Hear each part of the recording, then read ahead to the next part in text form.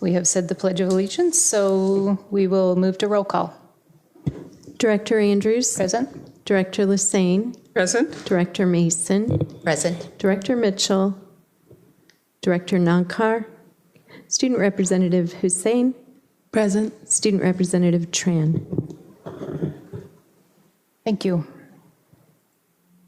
Our first item of business is the adoption of the agenda. Dr. Saltzman, will you please introduce this afternoon's agenda? Yes, ma'am, and thank you. A segment for recognitions, the superintendent's report, a segment for public comments, a segment for routine business, a segment for strategic progress monitoring, a segment for information discussion, a segment for new business, upcoming agenda items, and executive session. Since publishing the agenda, the following changes have been made. Item 6.01, superintendent's report was added. The board may elect to change the order of business by majority of vote of the members. Thank you. Thank you, Dr. Saltzman. Is there a motion to adopt the agenda? So move. Second. It's been moved by Director Lassane and seconded by Director Mason to adopt the agenda. Is there any discussion? Yes, I'd like to remove the superintendent report from tonight's agenda since we heard that previously. Thank you.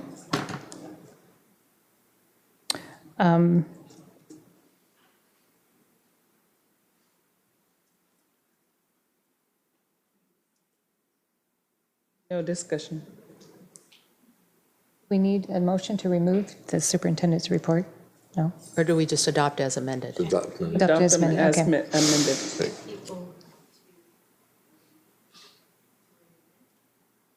I would like That's to under the consent move- agenda, and- isn't it? Can you second? A second. Okay.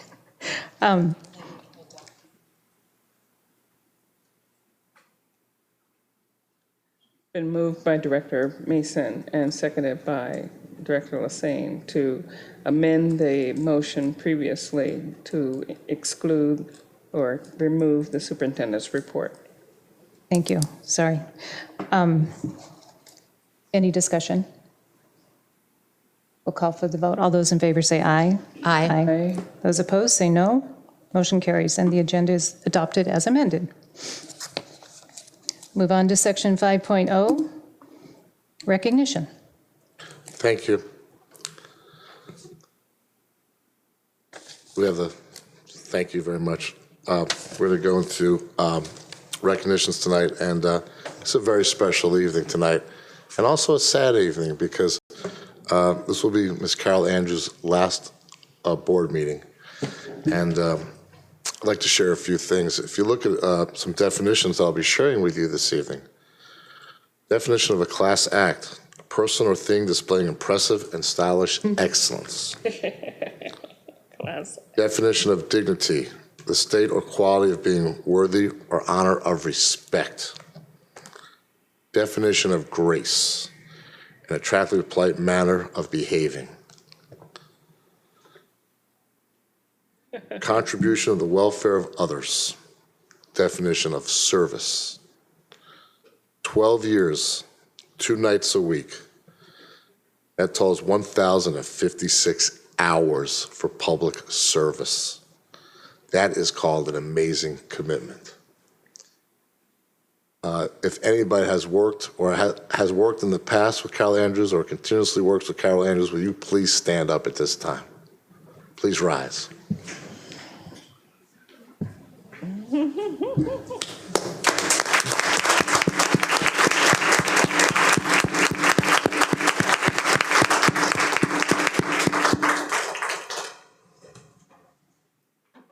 This time I'd like to present a short video.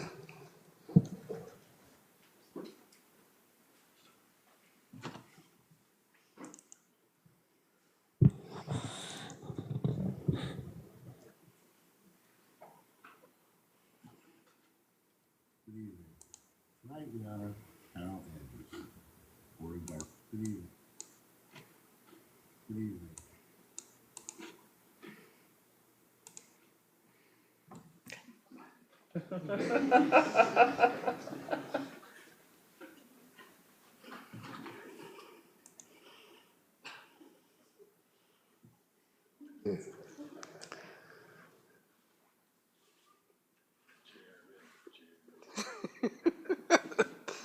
Why isn't it working? Oh my goodness. Just having all kinds of complications this evening, huh? We're going to make it.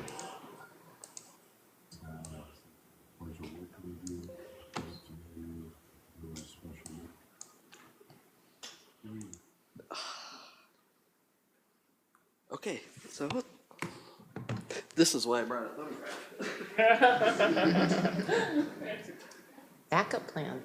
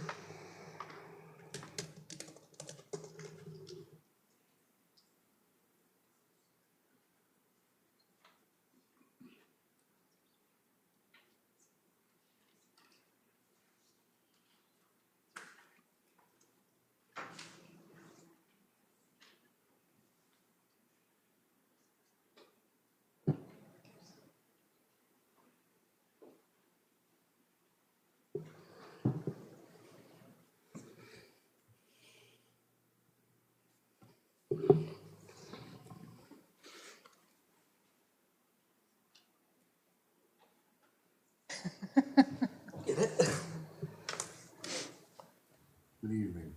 Tonight we have Board of Director extraordinaire. I want to thank you for your 12 years of service to the Everett public school system.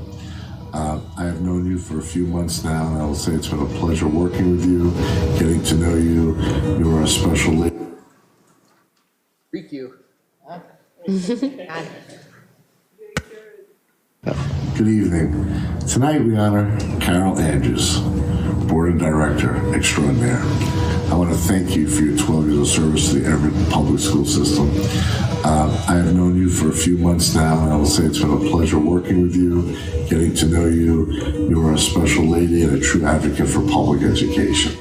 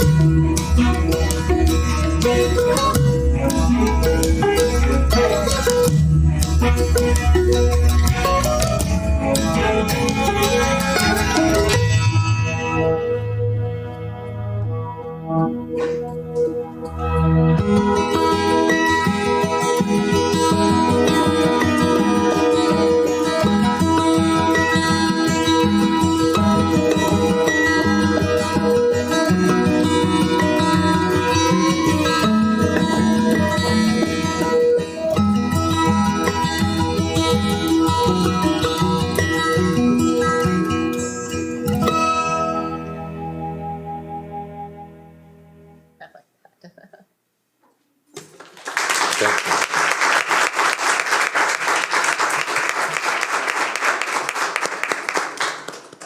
I'm going to ask our other board of directors to have a few comments at this time.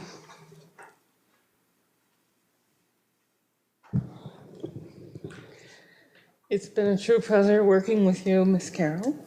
I've really been enlightened by your demeanor and your strength here and your courage through some of the trying times we've had. You probably remember a lot of those times when making decisions for our community. And I know we've had some ups and we've had some down times and we've had things that have gone sideways, but we've always kept our head high, and you especially have kept your head high because you've had to deal with some of those extreme times. But we've come through them. The district is stronger because of you and because of your work that you've done on this board. And I want to say thank you so much for being a good mentor to me as a new board member coming on the board. And thank you so much for your friendship and what you have done for us here as a board. Thank you. Thank you, Pam. I want to tell a little story because I could repeat what the presentation had and definitely what Pam has said, because so much of it exemplifies who you are and the type of director you have been. But I remember 6 years ago, you were contemplating whether to run again for another term. And you were a bit on the fence. And I had known you a little bit through the Citizens Committee work. And I remember being on the phone because you were sort of fishing for someone to take your place, I think. And I remember saying to you, you know, it would be my dream to someday serve with you. And I got that opportunity. And I'm just so appreciative. I have learned so much from you.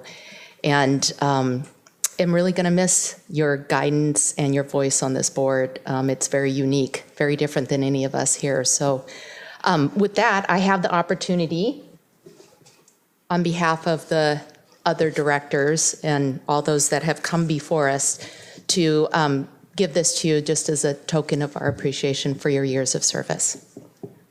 Thank you for your comments, Caroline. Should I open this now? It's up to you. Oh. Okay. Just a little something to remember us by. Okay. I will open it quickly. It's your night.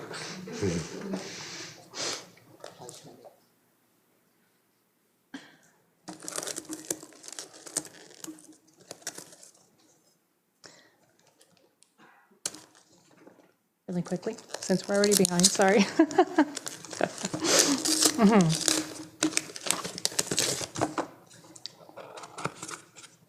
Oh my goodness.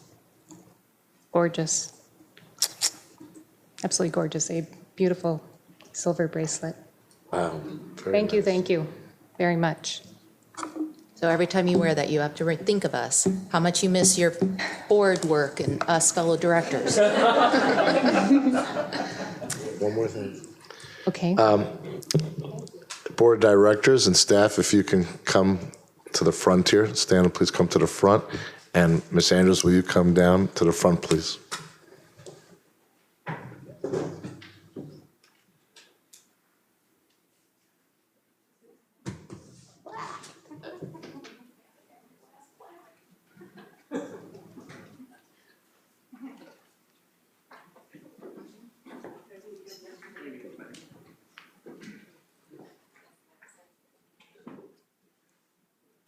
On behalf of the entire school district and your board of directors, we honor you, Carol Andrews, and appreciate your service to the board of directors from 2007 to 2019.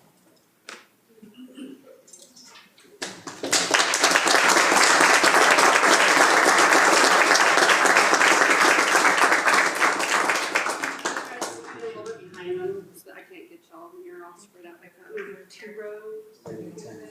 I'm not allowed to stand on chairs anymore. Okay,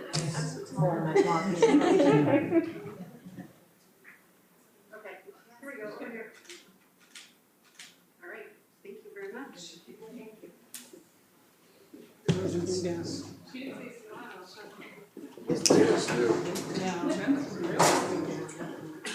Oh. Hey, Carol. You bring it on out? Yeah, you gotta Hey, Carol, come back. your picture on it. You have to cut the cake. Come down.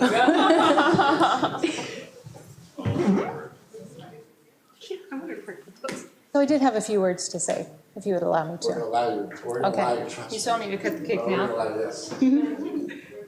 We're gonna let you have the words from the microphone tonight.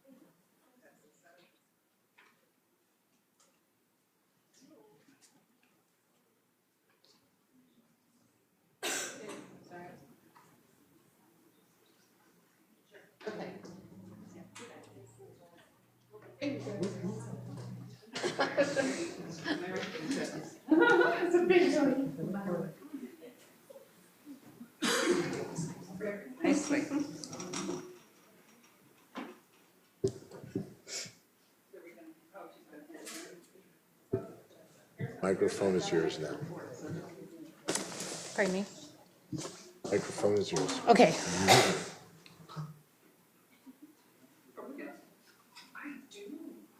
Thank you. This is lovely. Thank you for the lovely presentation. For someone who doesn't like to. Pardon me? Oh, thank you. Oh my gosh. They're gorgeous. And my favorite color. Knowing my term was coming to an end, I have been, of course, reflecting back on my 12 years. And I really was kind of struck by 12 years this morning when my husband brought the recognition to me that was up in the Herald. And thank you very much for that as well. Because I saw the year 2007 and I was just like, whoa, that was a long time ago. Like when the recession hit, I just feel like I should have these great words of wisdom, but after 12 years, the whole school board service has just become so ingrained in my life. It's like I can't even separate it out to kind of be able to analyze the difference it's made. I do know that we talk about lifelong learning here, and this for me has been a definite lifelong learning experience. When I look back to how I got here, because I have so many people say to me, as I'm rushing to a meeting or something, they're like, why do you do that? It's like, what's in it for you? And I guess I have to go back to when I decided to run for office, and it was really based on Karen Madsen recruiting me. She had also recruited me years earlier to be treasurer for the Citizens Levy Committee, which I'm still doing, which I think also just says a little something about Karen Madsen's ability to get people involved. But at that time, there had never been a director from the city of Mill Creek, and the board was evidently, even though we are at large, was looking for some representation from the South End. Which seems really odd now, because in the last 12 years, I mean, we have so much representation that it's difficult to look back and realize that at one time, really, it was pretty much a North End sort of board. So I did kind of step out of my comfort zone, and I do say that with sincerity, because I truly was the kid in high school who sat at the back of the class and didn't want the teacher to call on me. And if the teacher did call, my heart would race and I would be so nervous about speaking, which is still the case at times now. But I did take a leap, and 12 years later, I guess I'm here. So I've just kind of been thinking too about what has changed, what has not changed. And what has changed is the board, of course. I'm kind of the last existing board member of the board that I stepped onto, and that is a bit surprising too, because I replaced Roy Yates, who had been on the board for 20 plus years. Sue Cooper did 20 plus years of service. We had a lot of really long-standing board members, but I've had the privilege of serving with Sue Cooper, Ed Peterson, Karen Madsen, Christy Dutton, Ted Wenta, who am I forgetting? Ed Peterson, Jeff Russell, just some amazing folks. Pam alluded to this, but I can't ignore the 4 years that I spent with Jessica Olson on this board. Those were difficult times. They were very difficult, but I learned a lot. I learned how to look at things with a very critical eye. I learned how to look at them again with a different critical eye. And I think most of all, what I learned was how much I appreciate board members that I serve with now and subsequent to that, and really such gratitude I have for boards that can respect each other, listen to each other, and disagreeably agree or agree to disagree. It makes a huge difference on how a board can be effective. So Ed kind of made reference to this too. Also, our facilities have changed, and we moved into this building on November 23rd, 26th. We had our first board meeting here. I made these sketchy notes in 2013, and this is such a lovely facility. It, again, is based on the work of boards way before my time. But this facility has given us the opportunity to have so many more people in the room, and just wonderful participation. And Ed had the vision to have it be a community resource center, and he really deserves the recognition for that, even to this day. Also, sorry, my notes are a bit sketchy here because I was planning on not being. The advent of board docs in 2010 was remarkable. Before that, as board members, you could have had a 4-drawer file cabinet full of papers. So I know that seems a little bit meaningless now because it's been 9 years, but made a huge difference. And of course, our leadership has changed. I've had the ability to serve under 3 different superintendents, have a voice in choosing 2 of them, and I'm quite proud to leave the district now with Dr. Saltzman in charge.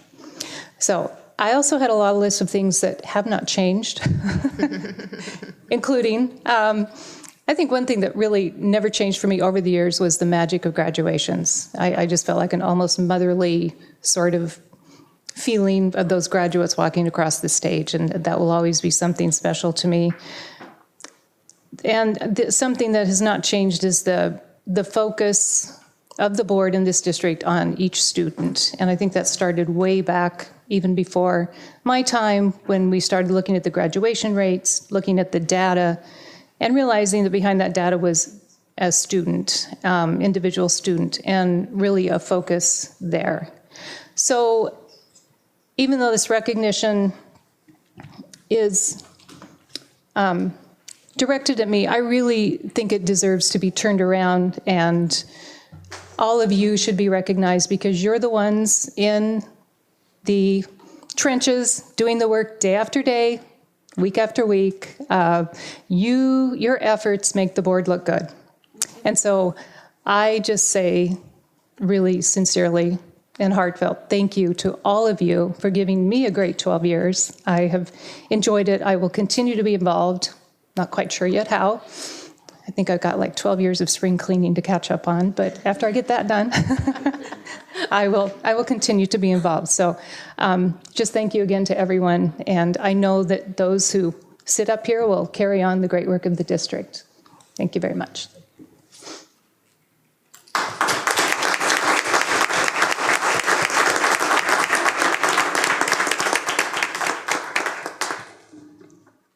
And thank you for these lovely gifts.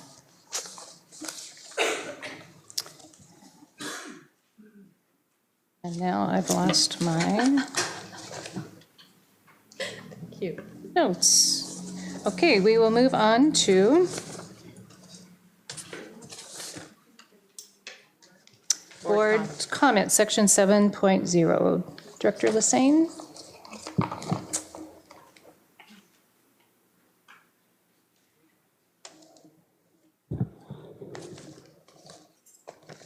Yes, I do want to also thank all of those who came before, because it does make a big difference.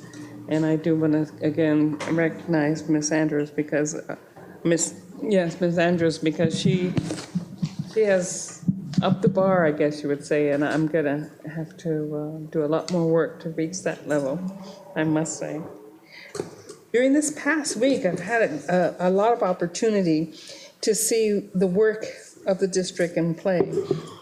I've had the opportunity to attend one of the instructional reviews that was held yesterday at Lowell Elementary School. And I must say, it's an evolutionary build from what our saucers were. And so I think it's a good thing. We're going in a different direction. I was able to notice some different things in the classroom, and I was very happy to see those things. And so I'm just looking forward to the next one that I will be attending. And that's not too far in the future. I think it's Cascade High School. So I'll have a chance to go over there and see the difference from an elementary school to a high school. I've also must say that I attended also Tambart Creek's open house. And I do want to say the mountain lions are looking awfully sharp out there. And I look forward to continuing to see them in action.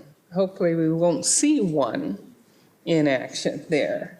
I know we've seen a bear there, so we're looking forward to not seeing too many critters out that way. And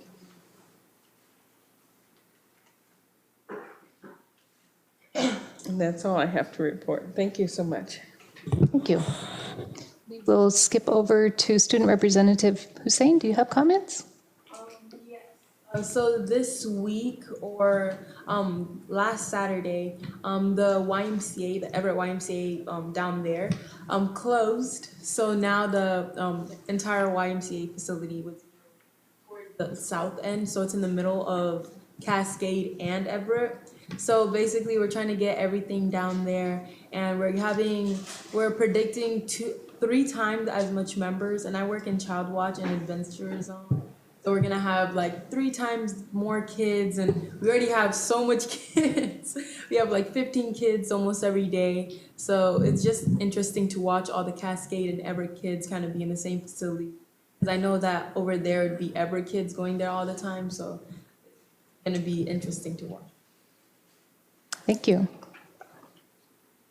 Director Mason? Thank you.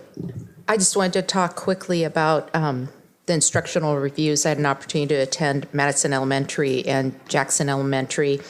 And then separately also was invited to sit in on the counselor advisory board at Everett High. And I have to say, this past few weeks, I've learned more about classroom instruction than I have really in the prior 6 years I've been here. It's been really interesting to sit with the people who do the work and learn from them. And I know as directors, we're sort of discouraged from getting, what's it called, in the weeds too much. But really, I think that it's very impactful to understand the work being done in the classroom to the decisions that are made here in the boardroom and to be able to bridge those connections. So I really appreciate the instructional review process. It's been very different than our saucers. And I'm just, again, lifelong learning a ton as we go along. So thank you. And I attended the Tambark Creek Elementary dedication as well, which was really a great affair. I have a very large key to the school that I'm thinking really belongs out at the school, so I think it would look nice up in their case. But it was great to recognize all the parties involved in the building of that school, and that is a beautiful facility. I'm really honored to be able to be a part of that dedication. So with that, we will move on to audience comments. So the school board sets aside time during each regular board meeting to hear from our constituents. We do this because we value public input and want to hear and understand the perspectives you bring to the table. Dr. Saltzman, are there any requests to comment during this time? Yes. There are a few, yes, ma'am. We do have two. So on behalf of the board, I welcome you. Our school board meetings are designed to conduct district business in public. We welcome ideas and opinions presented in that same spirit, so I will go ahead and share how this portion of the meeting is conducted. Speakers will be called to the podium in the order in which you signed up this afternoon. Each speaker has 3 minutes for your comments. All comments are recorded and will be made available for future viewing by the board and the public. This public comment time is a time for the board to listen to what you have to say. It's not a time for debate or discussion, and board members will not respond to individual comments during this public comment time. As board president, I have the responsibility to ensure the meeting and all conversations are orderly, productive, and respectful, and I appreciate your cooperation in helping me carry out that responsibility.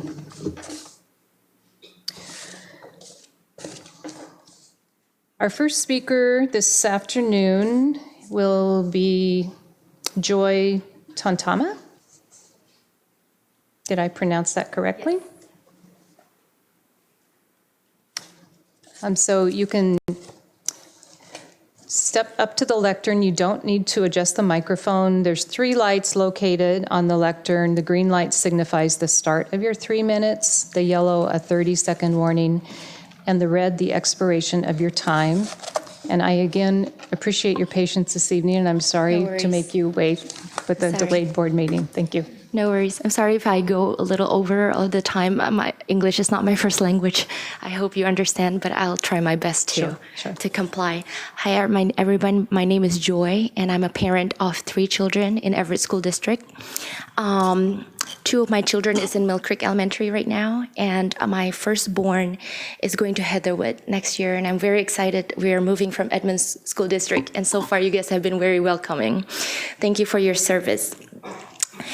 As a parent, it's such a privilege for all of us, and you and me, to be involved in my children's education and learning experience as a whole.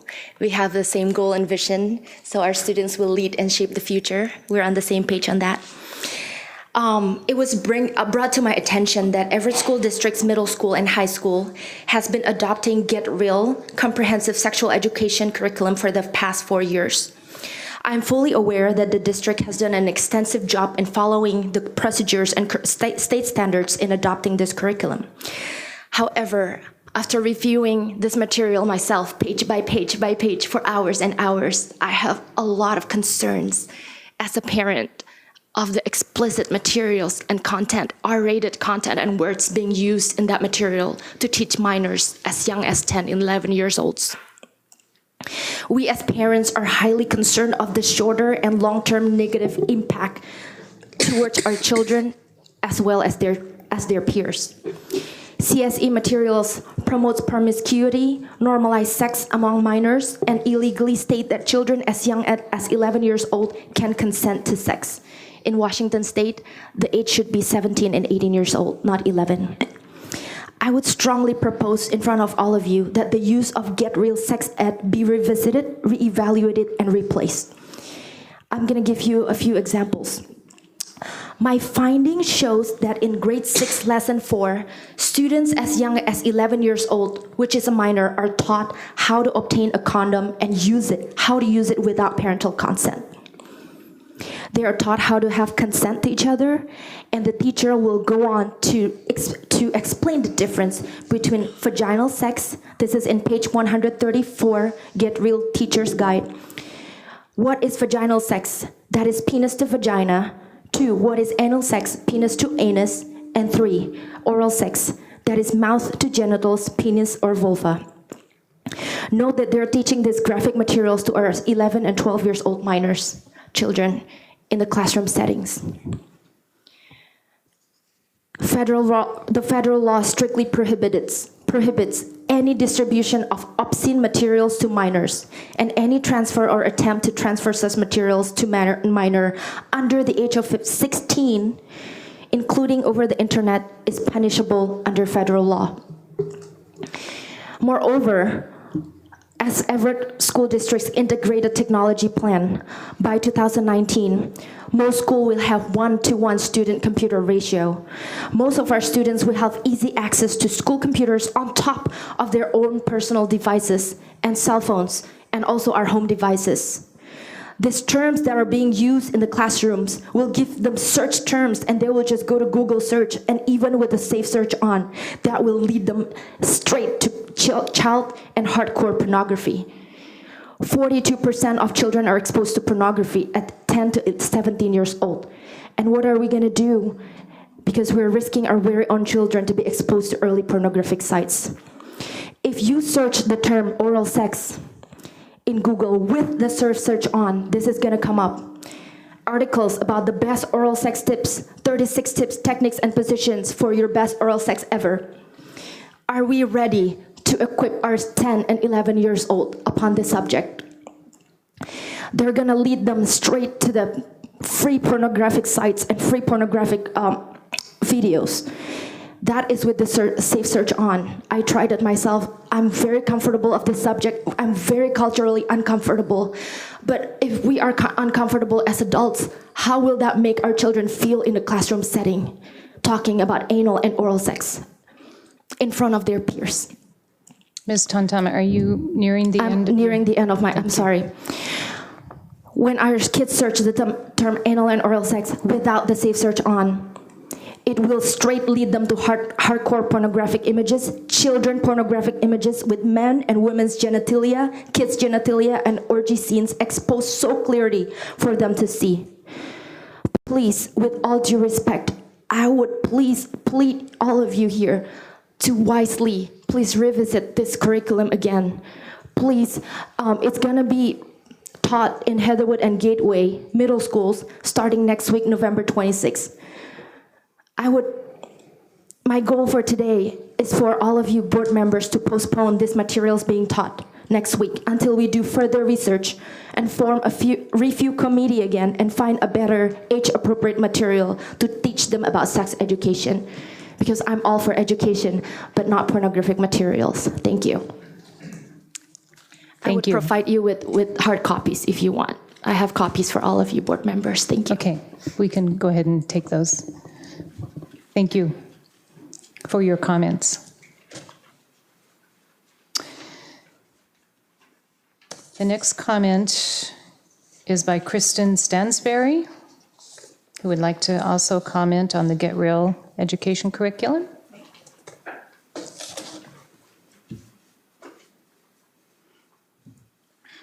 Hello, my name is Kristen Stansberry. My husband's Justin, and we have 3 kids in the school district as well.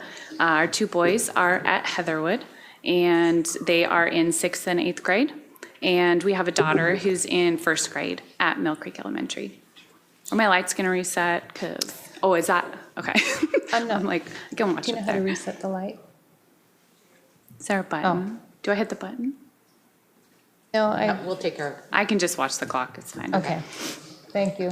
All right. Thank you. resetting. Stressing me out. There we The go. green light. You get to start over. There you go. So we are also concerned about the Get Real sex education curriculum that's taught at Heatherwood right now. My husband and I have gone into the school and we thoroughly reviewed it as well. My husband actually took over an hour today to go through it page by page, and we've looked into it very thoroughly. We looked into it last year as well, and so far we've opted our boys out of the classes. But we have some additional concerns because even if though they're opting out, a lot of the other kids aren't.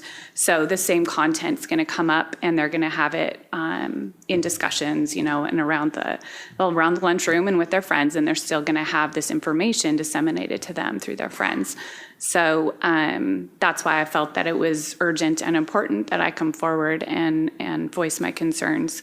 There are 15 different harmful elements that I have summarized on a presentation. I can email you guys and give you a link to where this information comes from. But in the interest of time, I'll just highlight a few. Number 3 on the list, which the person before me spoke to, was that it promotes anal and oral sex. Another element that it does is number 9 on the list. It fails to establish abstinence as the expected standard. Number 11 is that it promotes contraception and abortion to children. It presents abortion as a safe, positive option, and that is very disturbing. It promotes peer-to-peer sex ed or sexual rights advocacy. So there is, the curriculum encourages extensive class discussions between the students, peer-to-peer discussions on topics that they are apart from their parents for those discussions. And a lot of those discussions favor early sexual activity. It undermines, number 13, it undermines traditional values and beliefs. And it trivializes the gravity of sexual activity. It undermines parents and parental rights, rights to confidentiality. It instructs children that they have rights to confidentiality and privacy from their parents. And it also teaches children about how to access sexual commodities or services, and that they don't have to tell their parents about it. And number 15, it refers children to harmful resources and websites and materials and outside entities. And most specifically, it refers children to Planned Parenthood and their affiliates. And this, in my opinion, is a huge conflict of interest because this curriculum is sponsored by Planned Parenthood.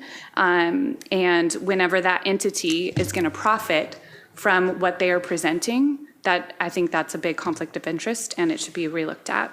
So yeah, I think my time is almost up or is up once already. So I just feel like this is an urgent thing and it should be revisited. And I also feel like a lot of parents don't actually know what's in the content because it is hard to get into the schools during school time, to attend a meeting, to be able to go through the materials and see what's in it. And it's not available electronically. So a lot of parents don't know what's in the content. They're trusting that we've provided them, that schools have provided content that is good for their students. And I just don't think if there's content in here that is searchable on a device, that we would say, okay, it's going to be filtered out on that device, that why are we allowing that content into our schools? If we have a one-to-one device, for instance, that would filter out some of these terminologies and things that we're teaching them in this content, I'm concerned that we're presenting that to them in the classroom.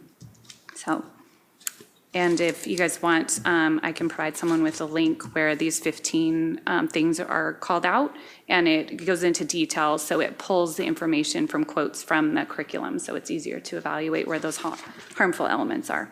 So just let me know who to give that to, and I can provide that. Thank you. You got it? Okay.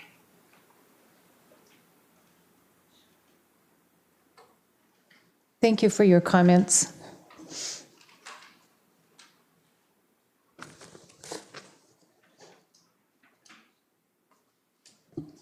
So we'll move on to section 9.0, consent agenda. Dr. Salzman, will you provide an introduction to the consent agenda? Yes, thank you. The board's consent agenda includes repetitive business items such as meeting minutes, personnel actions, expense vouchers, surplus lists, gifts and grants, and recurring contracts. Sometimes it includes items that occur less frequently but are far routine of business nature. These items are usually reviewed by the board in the Friday report, 1 or more weeks before the board meeting. This gives directors time to ask staff questions or to consider a discussion about the policy implications of those items. The board votes on the consent agenda in a single motion. By its definition, a consent agenda is not debatable. In the case of this consent agenda, the superintendent's office has received no questions or comments regarding these items. Therefore, the consent agenda is presented as published for board approval. Thank you, Dr. Saltzman. A motion to approve the consent agenda as presented is in order. So moved. Second. It's been moved by Director Mason and seconded by Director Lassane to approve the consent agenda. Does any director wish to remove an item from the consent agenda and place it in the new business section? Hearing no requests, we will proceed to the vote. All those in favor say aye. Aye. Those opposed say no. Consent agenda is approved. Moving on to section 10.0, strategic progress monitoring. This evening we have a presentation on next generation science standards transition status update.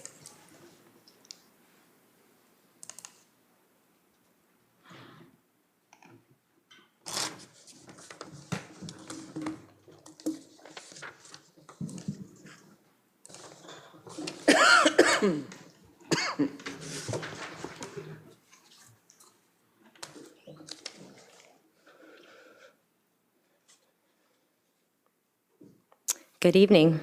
In this evening's session, focused on the Next Generation Science Standards, or the NGSS, I plan to provide a status update of the district's transition to and implementation of the NGSS.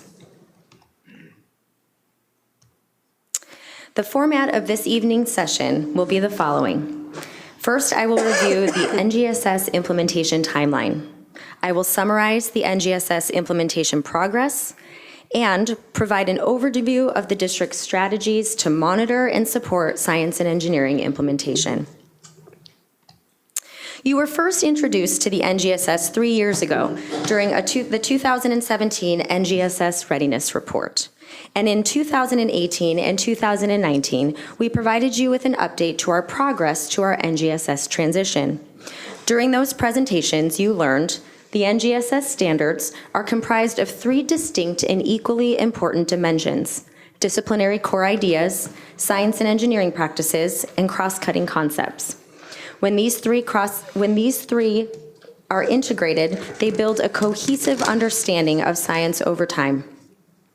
The Everett Public Schools began shifting to the NGSS when adopted by Washington State in 2013. The Science Department began providing professional development, and engineering as elementary kits were adopted to the elementary science rotations. All new middle school and high school courses and instructional materials adoptions have been adopted aligned to the NGSS. In Washington State, each school district is tasked to determine how the NGSS are applied across each grade band. We convened a K-12 NGSS design team to study local and national course maps and draft NGSS-aligned course maps for Everett Public Schools, which has guided the adoption and implementation of high school NGSS-aligned courses. This slide highlights the current and future NGSS transitional steps by grade band. At the high school level, we are currently implementing the second of 3 new NGSS-aligned high school science and engineering courses. You will remember that with the 24 credit requirements, students are required to take 3 science courses. Our plan is to have full implementation of NGSS-aligned courses by 2020-2021. At the middle school level, teachers continue to build their skill in developing and utilizing NGSS-aligned assessments and an NGSS-aligned curriculum supplement, Define STEM.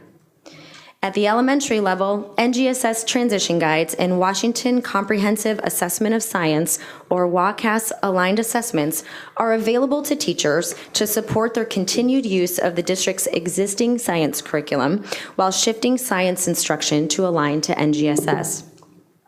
We are currently in the process of determining if our next NGSS-aligned adoption should be comprised of K-5 instructional materials, middle school materials, or both. In January of 2018, I presented an NGSS readiness report which introduced our district's NGSS-aligned high school course map. Our NGSS-aligned courses are Biology and the Environment, which launched the fall of 2018. Physics in the Universe, which launched this fall, and Chemistry in Earth Systems, to be launched in the fall of 2020. These three courses are aligned to the state's 24-credit policy, college admissions requirements, WACAS preparedness, and have career and technical education, or CTE, alignment. The course maps provide students the opportunity to thread between a core pathway and an advanced placement option. I will now provide more information about the Biology and the Environment and the Physics in the Universe courses. The Biology and the Environment course is supported by the STEM Scopes curriculum, which was presented to you for adoption in the spring of 2018. This fully digital curriculum is utilized via Canvas and is comprised of scopes or units with an anchoring phenomena or performance tasks called missions.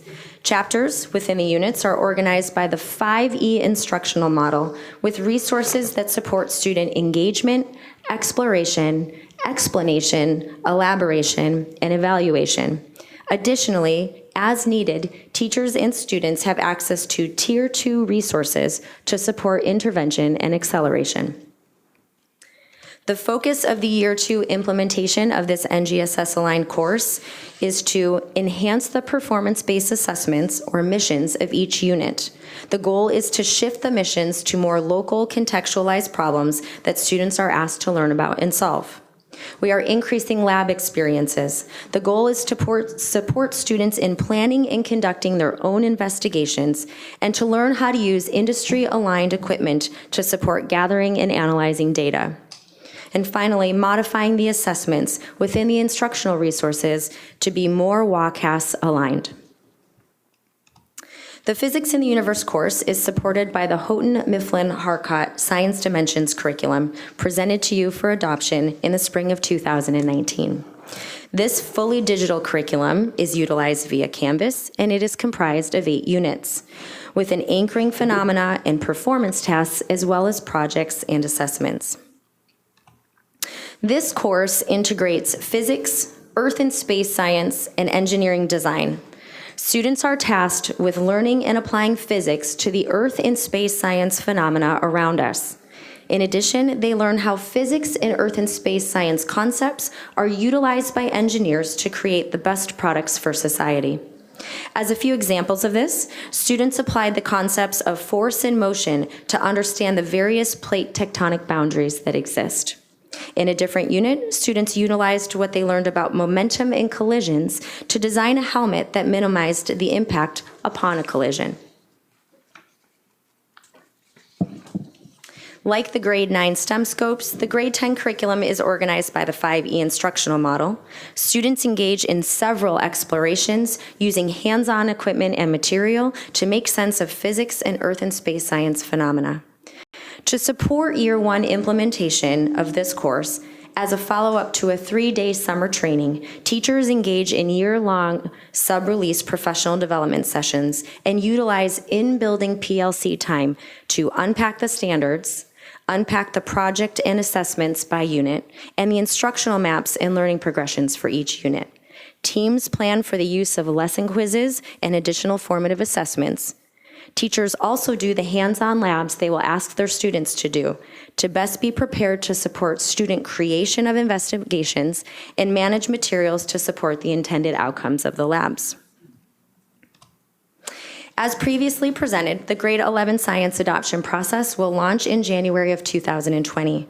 The vetting and adoption process for the chemistry and earth systems course will proceed until May of 2020, at which time I will present the committee's recommendation to you all. This course, which integrates chemistry, earth and space science, and engineering standards, will be implemented in the fall of 2020. As presented in the timeline slide, middle school teachers are continuing to develop and utilize WCAS-aligned assessments. Teacher teams are using the standards and adopted curriculum to design formative assessments, summative assessments, and performance tasks. These images are snapshots of WCAS or NGSS aligned assessments that have been created.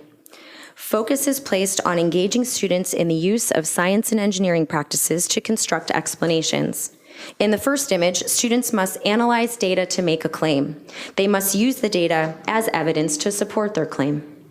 In the second image, students create 2D models of light waves to make a claim about how light interacts with various material.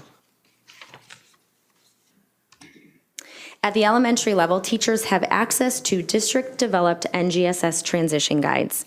Elementary NGSS transition guides have been created for district-adopted curriculum and include formative assessments, question stems in support of cross-cutting concepts and science and engineering practices, emphasize student engagement in the science and engineering practices, and when applicable, include reach for reading alignment.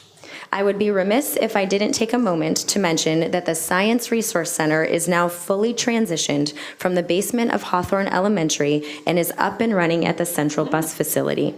The Science Resource Center provides each elementary school teacher with the materials required to teach the district-adopted science and engineering kits.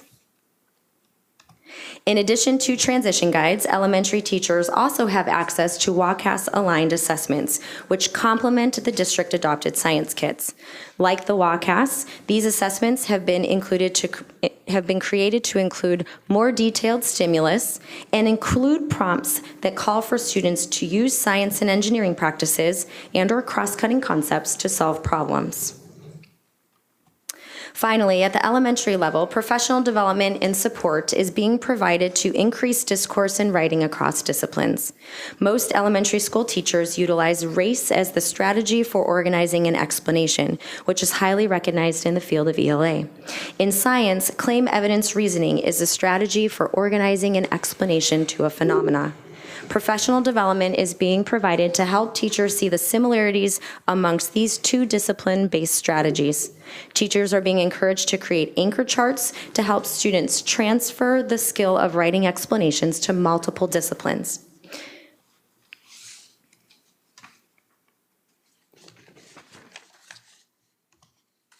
I will now shift from describing our status of implementation to share how we are providing specific monitoring and support. The district's science and engineering team is supporting schools with monitoring NGSS implementation. At the elementary level, we are supporting schools with their monitoring of time on task in science. At the high school level, we are working with schools to monitor WCAS participation. The district's science and engineering team is also providing additional support to schools by way of disaggregated WCAS outcomes by school, identifying Tier 2 instructional resources, responding to instructional review outcomes, and via elementary STEM science leaders.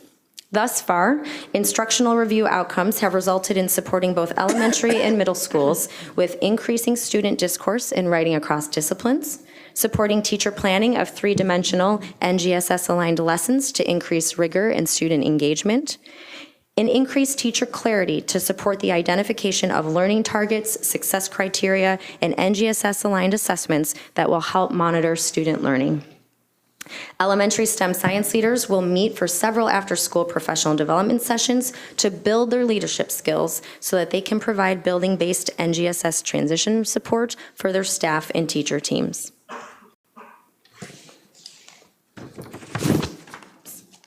The typical WCAS results only provide us information about the percentage of students who meet standards in 3 categories, which include the use of science and engineering practices and cross-cutting concepts. We receive scores for life science, physical science, and earth and space science. While these data give us an overall understanding of student success specific to the main domains of science and engineering, they are limiting.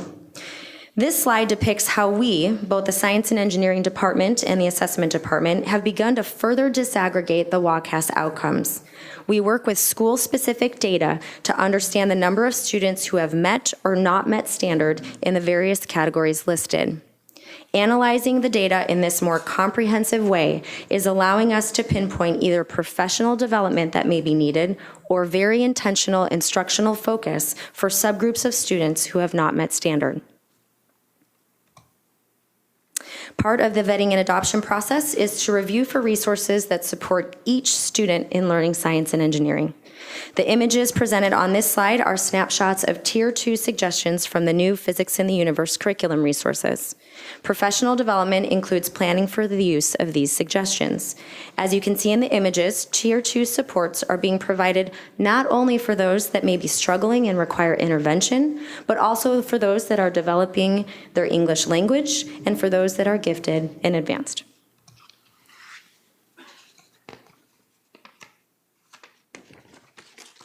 In summary, I reviewed the timeline of the district's transition, highlighting the grade 9 science course in year 2 implementation, the grade 10 science course in year 1 implementation, the grade 11 science course adoption, middle school WCAS aligned assessments, and elementary NGSS transition guides and WCAS aligned assessments.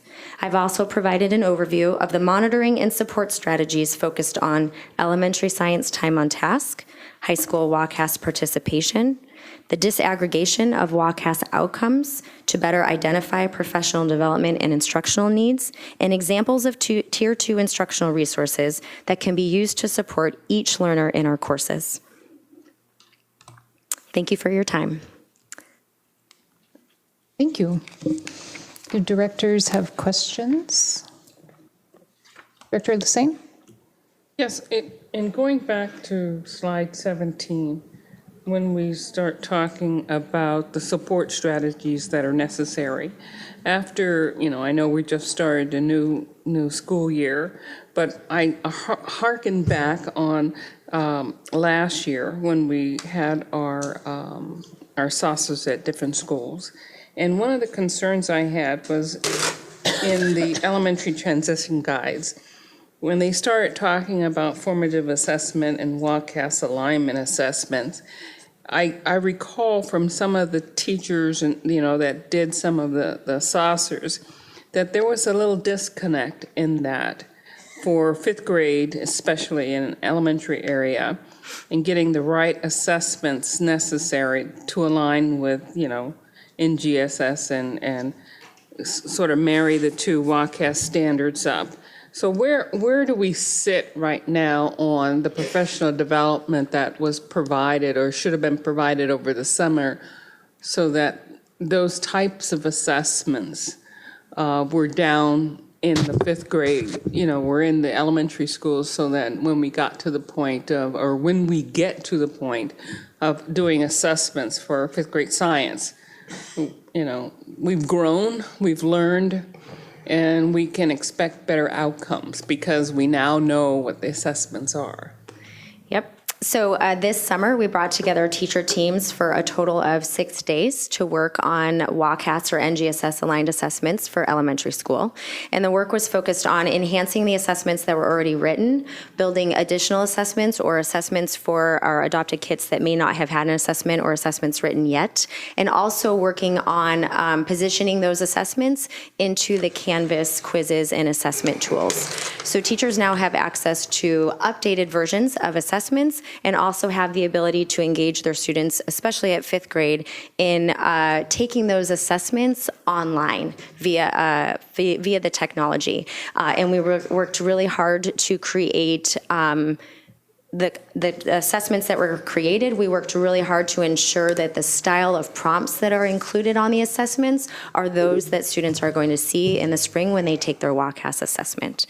We will be working with our STEM science leaders this year and buildings to make sure that teachers understand where those resources are located, how to access them either on paper or digitally if they want to engage in the use of technology to implement the assessments, and then how to unpack their scores and provide shifts in instruction and feedback to students. Can we say that all fifth grade teachers and those that will provide that learning opportunity for our students have received all of the PD that's necessary, so that the kids are, I guess you would say, tested on the appropriate material at the correct time, so they aren't missing any material prior to the assessment time? I would say that we are working on that now, and we'll continue to work on that until all are up on the professional development. Okay, thank you. Director Mason? Thank you for the update.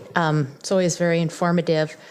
My questions are somewhat along the same lines as Director Lassane. You had mentioned 6 days of professional development. Was that at the elementary level? Yeah, and that was teams building the assessments that would then be available to all teachers. To all teachers, okay. How do we monitor how much time is on task in science? Is that self-reported by teachers, or how? I'm just hearkening back to the science assessments, and they were, if I recall, kind of flat. Would you categorize them that way, or some were up, some were down, some were kind of? Absolutely categorize them that way. Some were up, some were down, some fluctuate by double digits even.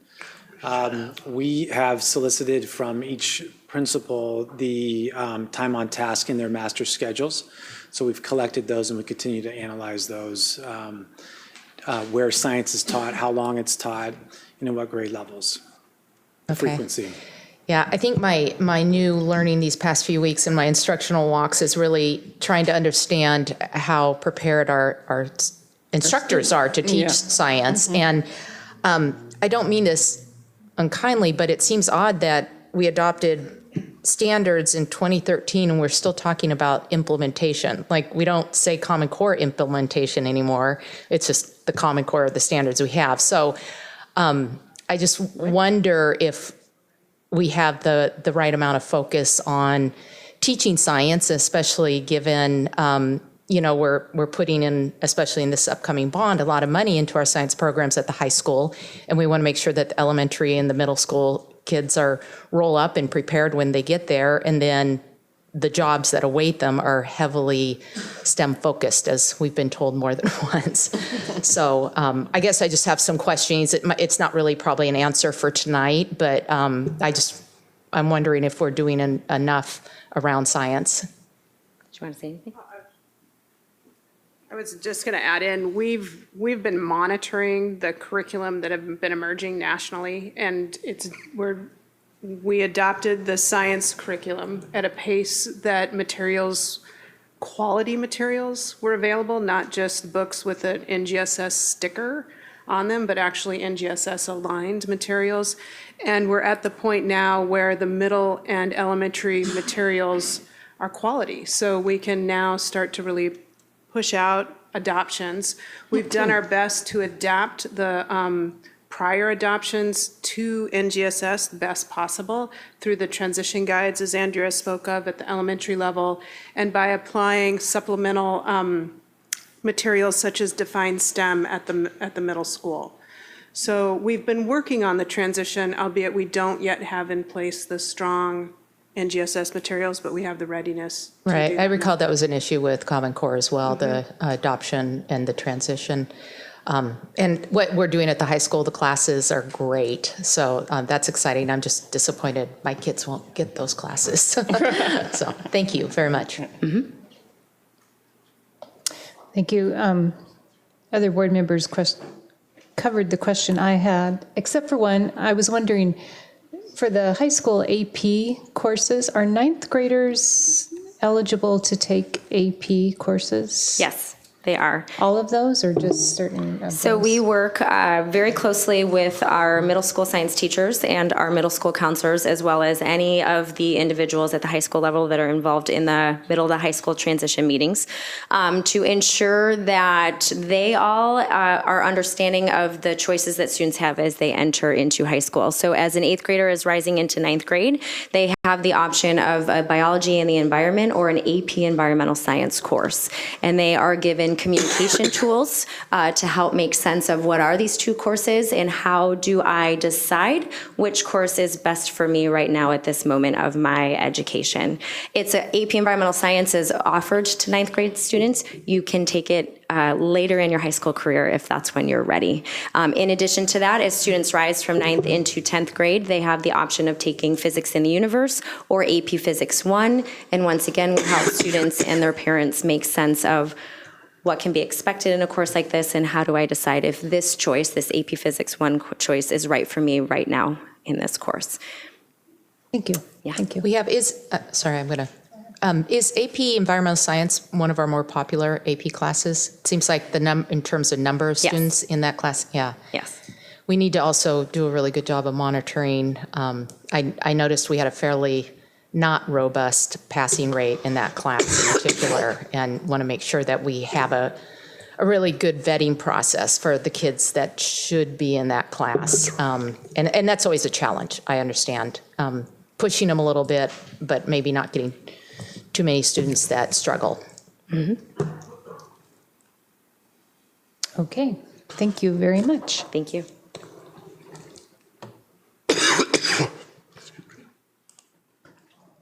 We'll move on to section 11.0, rather, instructional review process. Thank you and good evening. So tonight's presentation on instructional reviews, the purpose is to really take a deeper dive into what they are and why we are implementing them. I'd like to welcome Heather Paddock as well to the presentation at the end, principal of Monroe Elementary, along with the teaching and learning team joining us. We think this quote here really epitomizes the reason why we pursue devices like instructional reviews. So school improvement not being a mystery, incremental, even dramatic improvement is not only possible, but probable under the right conditions. And we want to create those conditions. So the instructional review is a process that we use this is sort of the big why.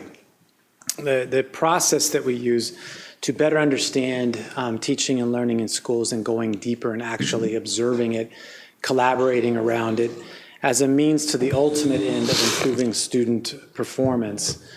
This is really about a collaborative observation of the instructional course, so that marriage, that connection between the relationship and roles of the teacher and the student in the presence of standards-based content. We often talk a lot about strategic goals and targets, but it was really remarkable in looking at the actual priority language here. I won't spend too much time on it, but look at how the connection between the language in our priorities and the qualifiers behind these priorities. So for teaching and learning, we've got 5 of them that anchor our strategic plan. Alignment of curriculum, instruction, and assessment. So think about that as a lens for instructional reviews. Serving current and future needs of diverse learners in that second priority area of inspiration, innovation, and information. People, structures, and systems in supporting student learning in a culture of mutual respect and intellectual engagement. And I think we've had 8 or 9 instructional reviews right now, and it indeed is learning in a culture of mutual respect and intellectual engagement.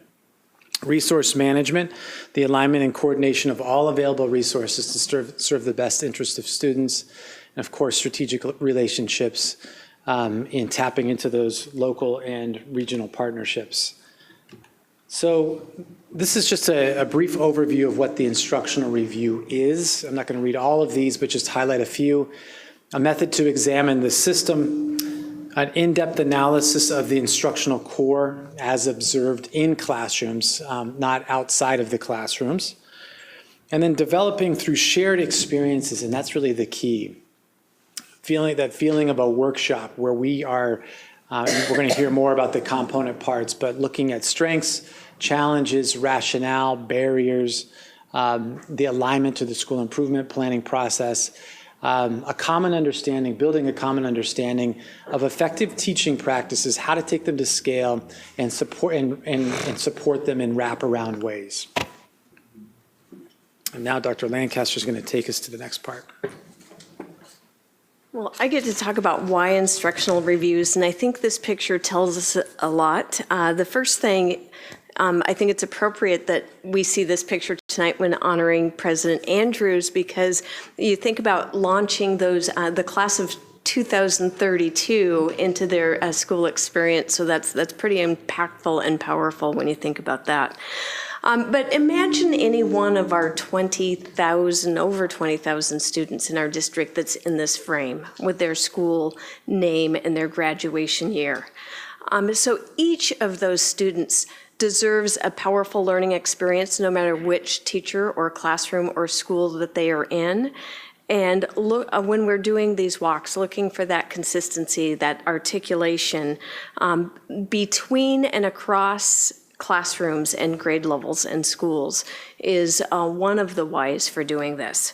We also want to build our capacity and develop a common understanding in our district. So if you think about, it's really easy for us to talk about something, but how much more powerful is it when we actually see it and then talk about it, knowing we're talking about the exact same picture in our mind. So increasing our skills and capacity by seeing. And then it also allows us to provide support, just making sure that the school has opportunity for instructional improvement and that they have the resources of everyone in our district behind them to help build the skills and tackle their problems of practice or their big rocks. So who attends the instructional review? Of course, we have the superintendent and deputy superintendent that attend them. The regional superintendent responsible for that school attends. At the school level, there's the principal, assistant principal, instructional coaches, or teachers at the secondary level. And then the curriculum, LITs, leadership and facilitators, and of course, some board directors I heard have been attending. When you look at the structure and timing of the instructional reviews, these are, this whole system is meant to, you don't want people spending months preparing for these. We send out the template, so principals have a few weeks to get their data together, but really the goal is for the principals to know the data and it not be an arduous task to present it because they know their data well. So the school receives an invitation, they put their data together, and when we show up, they have 30 minutes for the principal to present. Then we break into teams and go out and do the walks. When we come back, we talk about the glows and grows for about 30 minutes. So we really celebrate the things that we see that are fantastic. And we talk about where are those areas of which we could maybe grow a little bit in. And the school members get a chance to reflect on that. And then what has been the, I think, most exciting part is you have that collective expertise in the room that can talk about, we notice you might have some teachers struggling in this, and here's some ideas that will help you in that area, and here's how we can come in and support. And the principals have been pretty enthusiastic about they're not alone in their problems of practice. They have resources and assistance in development of that action plan. And Larry's going to tell you more about the data review. Well, thank you for that set, Dr. Lancaster. The first phase of the instructional review is, of course, the data review. And here in Everett Public Schools, as you well know, we have a lot of data that we use to make informed decisions. But the data in this case for an instructional review is about using data to tell a story. The group that's there is trying to get a snapshot, a deeper set of inquiry into the school. So when we go into and we start having these collaborative conversations at a deeper level in the instructional review process, everybody has that same commonality of where they're starting from. Some of the key data that we collect in the district and use within the instructional review are listed on the slide. And you can see that they're very standards-based aligned, like the WCAS or SBA performance information. In addition to social emotional data and then attendance and discipline. That also gives a picture of the school. Going a little further deeper into the instructional review data, that data is broken down by the principal telling their story about the trends of the school, not only where they've come from, but as a prelude into what they're going towards in terms of improvement. And at the end of that data review, the team in and of itself has a deeper understanding of the school to enrich their conversations around where to go next. But probably the most important set of data isn't a number. The best data that we collect within the instructional review is the collective we, the data of observation in the classroom. Using this particular walkthrough observation form, the team breaks off into 4 or 5 groups, about 3 in each group, and observes around 4 or 5 classrooms for 10 minutes each, an hour total. What is great about this process is everybody's lens within the group as a collective is slightly different. We're focused on different things. As you saw on the team itself, it's a collection of people who are not all the same roles or in all the same disciplines. So the data that's collected during the instructional the walks is very rich and gives us insight into where we can do some improvements. And Dr. Willie will share about what that improvement process is like. I feel like we drew straws and got different parts of this great presentation. And this is my favorite slide because I've been living this the last few weeks. Glows and grows. These are words that we're living by right now. So after those walkthroughs, and we've done noticings and wonderings, and 2 of you have been part of that. I wish Carol had been able to as well. But we have debriefs in the hallway, talking through the process as well as, of course, observing what's happening with teachers, students, and the school overall. What we do is we take those notes and largely we popcorn out what it is that we see, what it is that we wonder about, and post those, because those are data, to Larry's point, about what it is that we can do to change and help the school move into its next phase, next level, really help them work towards that. After we work through debriefing and doing those glows and grows, we have time to do a reflection and really do the preliminary part of the action planning. This is the lovable big rocks, the 3 big rocks, like the 3 bears. We have 3 problems of practice, but it doesn't come about that way. You can understand what happens. We have all of these debriefs and then groups, usually we do it a few different ways, but debrief together, thinking about what would be those big problems of practice that we saw. What are those themes through all of that that would really be where the school needs to focus? And as such, those are shared out, we debrief and talk about those, and then we start getting into the conversation of how can we help? What can take place at the school, outside of the school, through creative thinking, through resources, to really put some of these steps into place. And so that part is our problems of practice. And really at the end of this stage, what you see is that there is a preliminary action plan. It's there in front of everyone, no surprises. And in the few days after that meeting, the regional superintendents work with the principals and the coaches at the school and co-create what that action plan will look like, because it has to be meaningful and real for the school. We walk away knowing a lot about the school, but there's a lot that was already there and things that we don't know about. So putting that all together, and then within the week after, principals share it with their staff so that they can really start launching into the work. So everyone knows. And what I've seen in this process is that principals have walked away saying, wow, they saw what we see here. They're seeing some other ways we could get at doing the work. And it's been reaffirming for some of the things that they already understood about their buildings and illuminating about some of the ways that they could really do the next steps. So in a lot of ways, it's about real-time, just-in-time support, and that they can really take action now and not wait for another year to pass by for some of the work to take place. So with that, the action plan sort of pulls everything into place, but it's really the next step to be handed off. It's where the building takes over again. What you see here is a mock-up, or it's a model, I think, from Monroe, which was our first instructional review and was very exciting. What you see there is a list of who was there, who saw and witnessed the school. The glows that we collected become the systems and routines to continue that you see on this form. The problems of practice might have been written very roughly when we were all together, and they get narrowed down. And then there's a time frame for the work to take place, and then concrete action steps, those action verbs, the ways in which the school, the teams of teachers, individual teachers, coaches, counselors, others can be involved and really move forward. And what I see across the board is, how are we going to know that that action took place and is moving things forward? And you see throughout the monitoring that takes place, not just by administrators, but teachers themselves. So the action plan moves everybody into the next phase.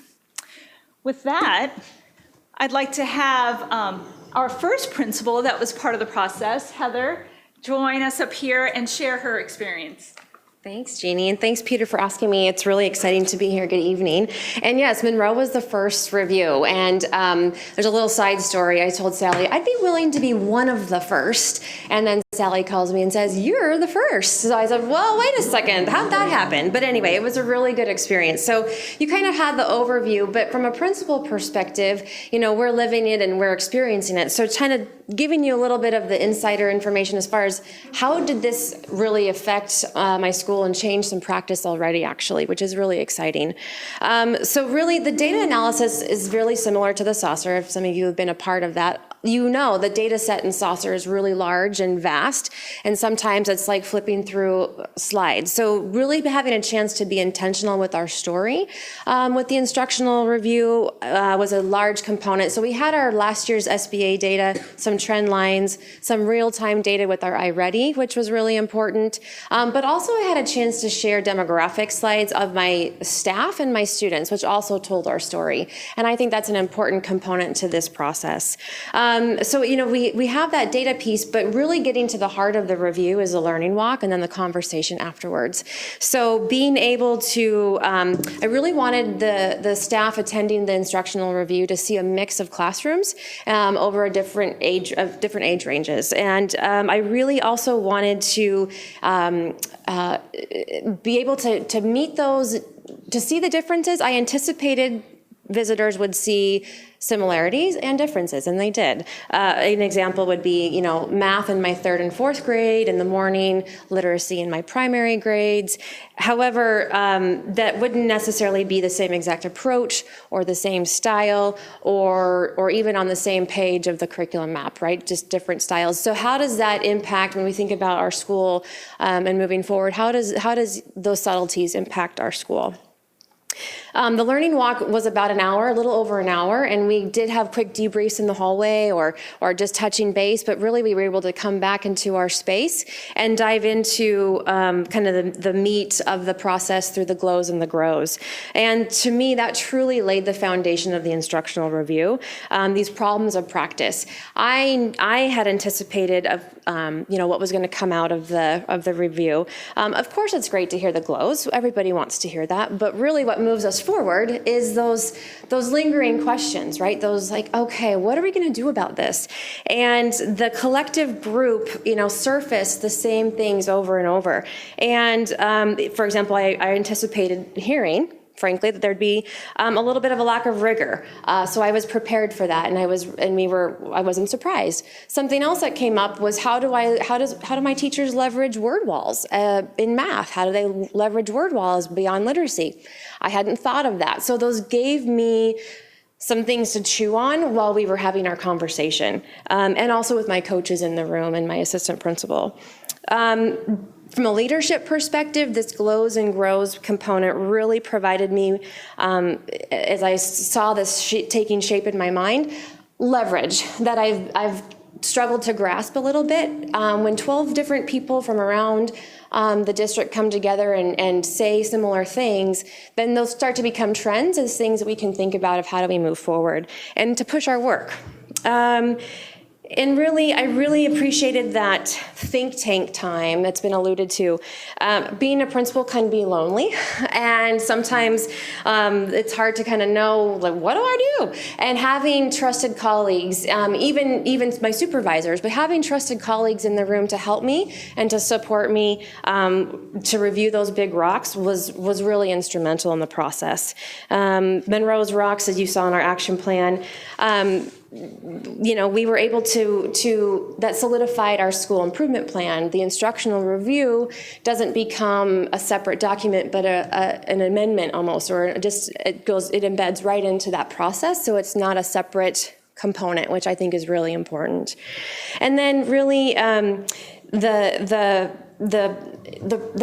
review in late October, for example, really again drives my work. So I had a saucer in March one year, which was great, but that's more about here's what we did this year, and it's hard to create that sense of urgency as we get into testing season and the end of the year. Now, end of October, there's absolutely that sense of urgency, and we have momentum and things to do.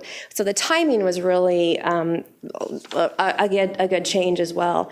And then as a result of my instructional review, I've coordinated with several central office staff on coming out to my school, leading some professional development, engaging in some intentional learning around writing processes, math discourse already, and having those checkpoints. And I was actually meeting with my coaches this morning on our dates and like how, planning out some staff meetings. So it's that intentionality and that moving forward that the review really provides, and it was a really great experience. So as a principal and as a leader, it was exactly what we needed.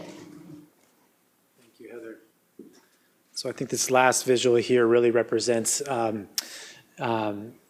in the instructional review process in a nutshell. And I wanted to acknowledge Dr. Saltzman for not only this graphic or these pillars really anchoring our work, but certainly bringing the instructional review process to Everett and having it manifest in each of these pillars represented in the component parts of the instructional review.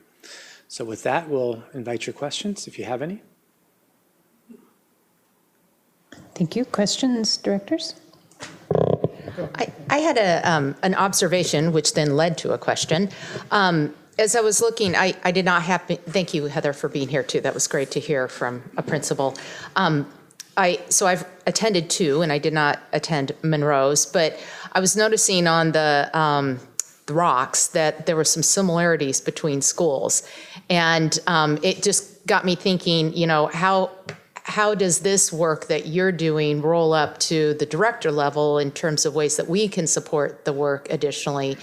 And it made me think, we always have in the spring sort of the saucer roll-up review, and I'm kind of wondering if we're doing a roll-up instructional review study session where directors get an opportunity to sort of see as a system overall where the opportunities lie for us to grow. We haven't determined that yet, but that's a great idea in terms of the implications to budget, the big rocks of budget, and using the takeaways and the trends as one of those lenses of analysis along with the strategic plan and student achievement.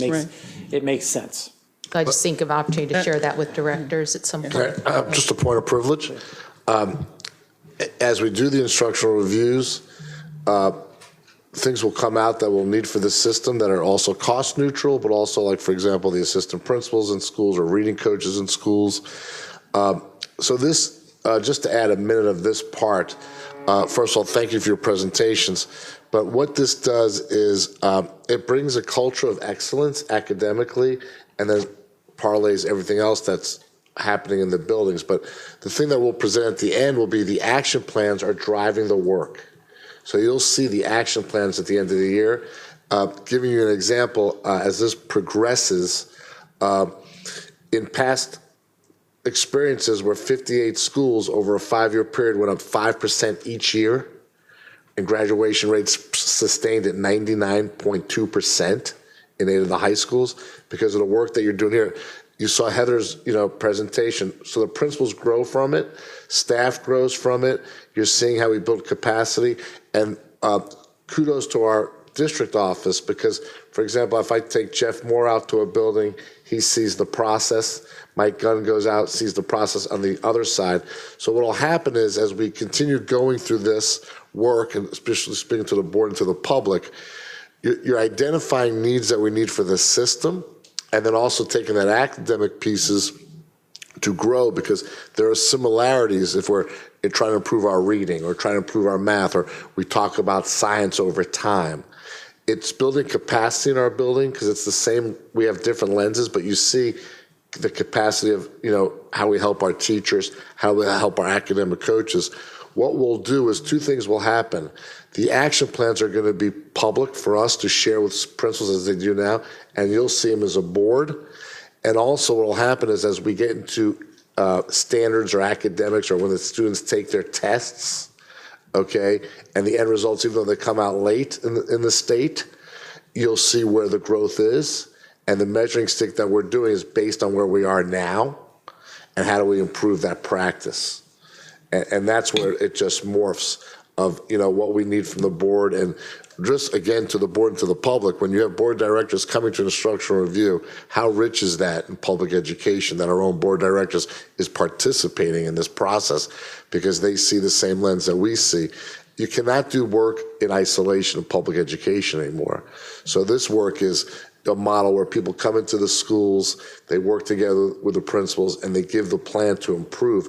It's a continuous improvement model, and it morphs over time where, as a system, everybody knows how we help each other. To piggyback off of that question, I recall when I went to Lowell's IR, and I made the comment that, from this, hopefully, as we debrief, we will see the support that's necessary in the school. And as board directors, we can make those changes when we look at our budget. And, even though some of it doesn't require, additional money to it, it could be something as far as just support, as far as getting the right PD for our people, or giving them the right time for their PLCs to meet, or anything along those lines. We can see where most of the support is necessary to help them do the work that they need to do in the schools. And so that's a positive thing that I saw coming out of the instructional reviews. I could see it as a board member when they come back and say, our PLC would like to, to do X, Y, and Z, need more time to do those things. Or we would like to talk, not just amongst our school, but if another school is doing something that we can also implement here, we need time to do that. We can see those necessary needs, and we can provide the support necessary for those individuals to get together, to work together, et cetera. And so I could see this as a positive thing. I see it as an extension or an evolution to the saucers that we were doing, because it provided the data, and we have the data. It was in the spring, and this is in the fall. I think this work helps prepare the students for when they're ready for their assessments and their testing. So we can see the grows as they continue to grow. So I'm looking for better grows in the spring as a result of this. So very well. I enjoyed it. And thank you, Heather, for coming out. I really appreciate having the principal's perspective. I really did. I think that was good that you provided the principal's perspective on this. In any way that we can help the principals and the teachers do the work that's necessary, that's what we want. We want to hear. Thank you. I'll just make that a unanimous thank you, Principal Paddock, for your perspective. It did make a difference hearing your perspective and your experience. I have not yet been to an instructional review. I might have a couple weeks to squeeze one in while I still can. But I know that we've discussed them at length in some of our meetings. And just some of the words that I wrote down in listening to the presentation tonight, words were simplicity. It just seems like a much scaled down, simpler process. Immediacy is a word I wrote, focused, trust in all caps, but I think it was really summed up by Dr. Willard when she said, "How can we help?" This just seems to be kind of at the basis of this new sort of strategy in dealing with looking at our schools and what they need and moving them forward. So I look forward to attending one, and I think this is an exciting little shift for the district. So we will move on to our break, which was originally scheduled for 6:22, but it's now 7:47. Let's break till reconvene at, is it 6? Yeah. How about 7:05? Okay.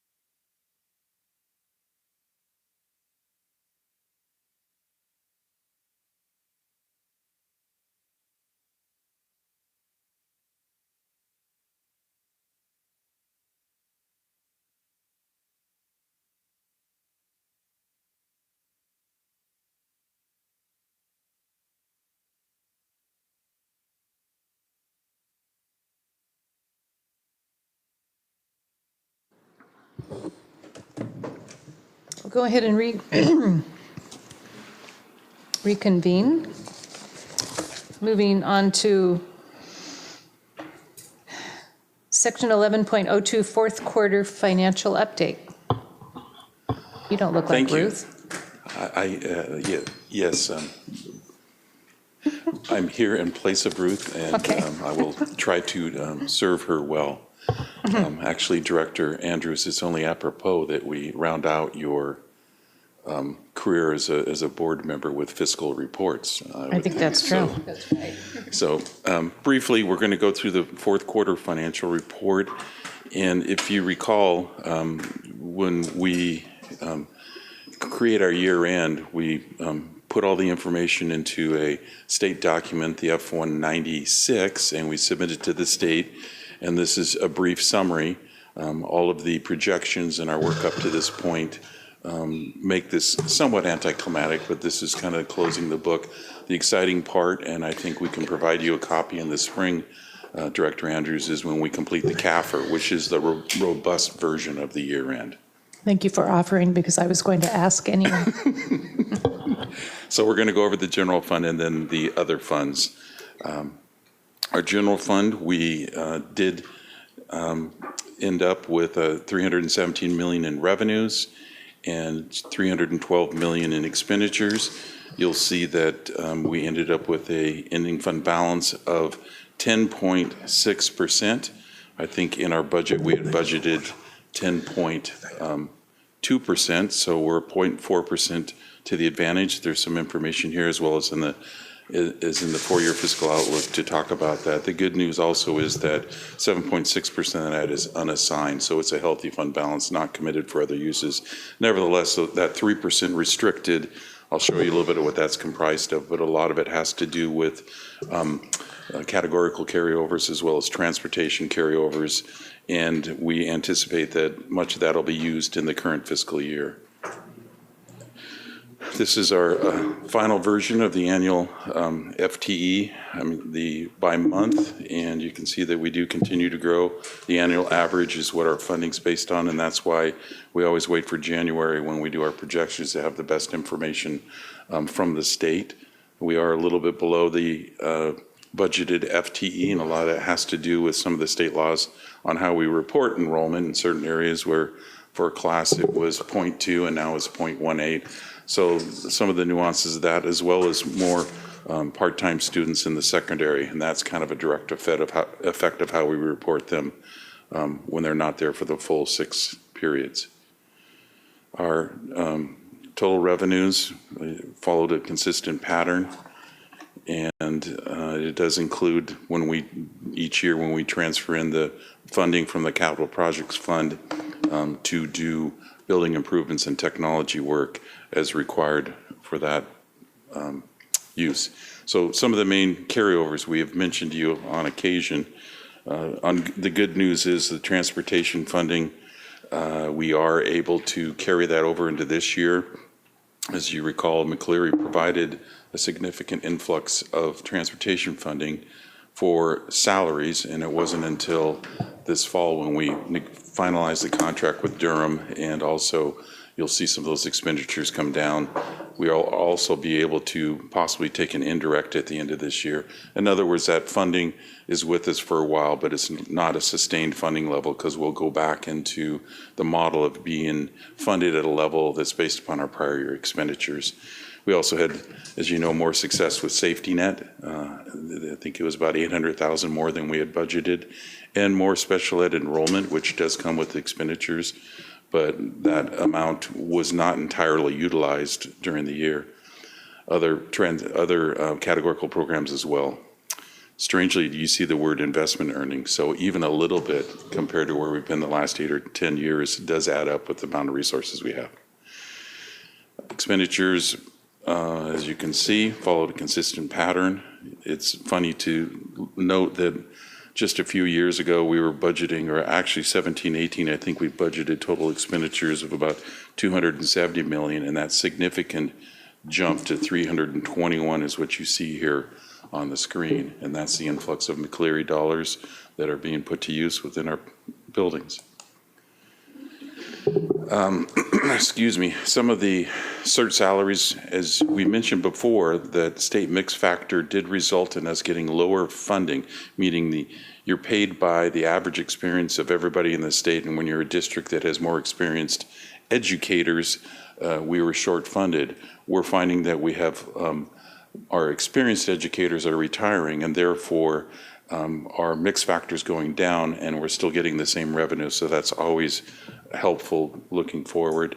I think we talked about special education. The cost didn't necessarily match the increase in revenues and our categorical programs. And I'll talk to you a little about department funds not being fully spent in terms of how we're going to do our projections moving forward.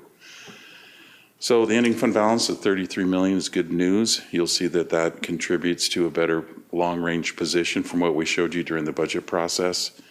And the health of that fund balance is important for unassigned versus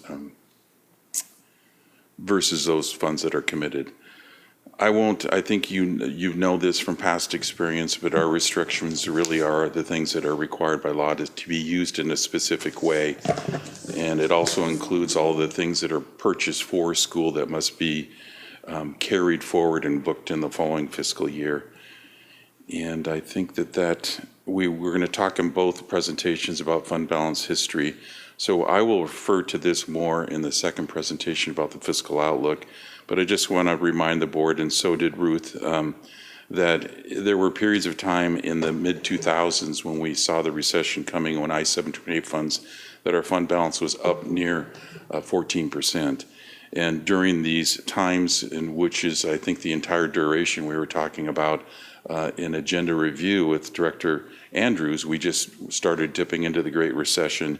And I think what you really see demonstrated here, if I use my cursor, is that at a point in time when we were making $17 million of reductions, and both Director Lassane and Director Mason were on the Fiscal Advisory Council either during or just after that.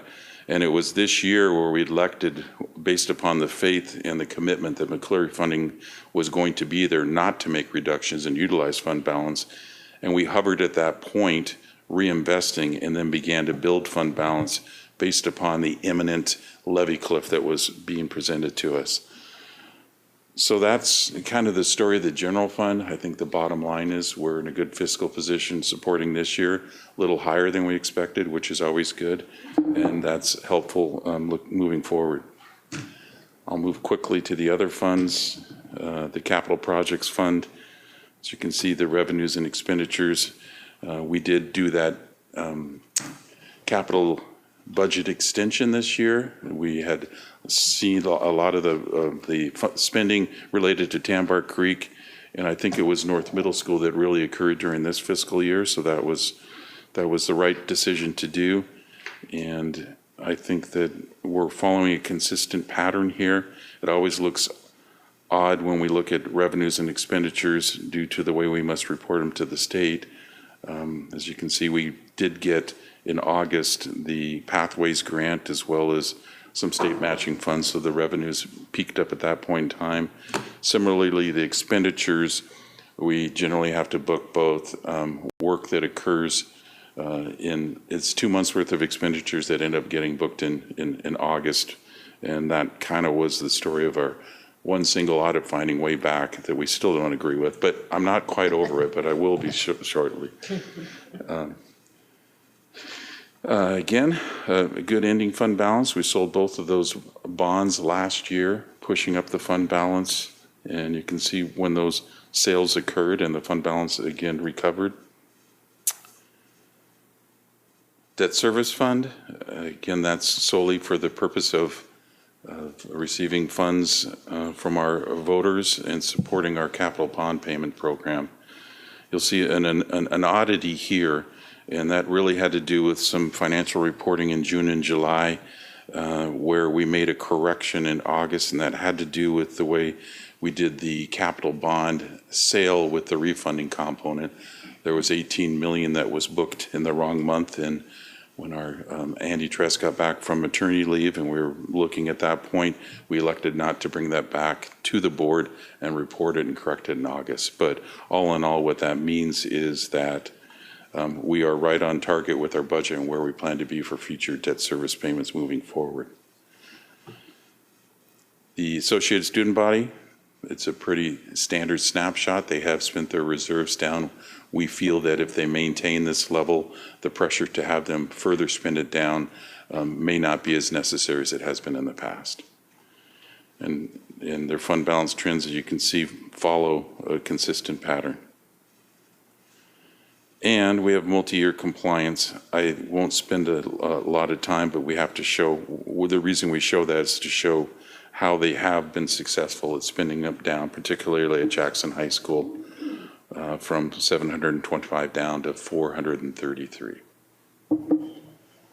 Transportation Vehicle Fund, we do plan to purchase a few more vehicles this year, so generally we get our depreciation payment from the state in August, and then in the next year we plan to purchase the vehicles we can to support the program. And that's the fourth quarter. Questions, directors?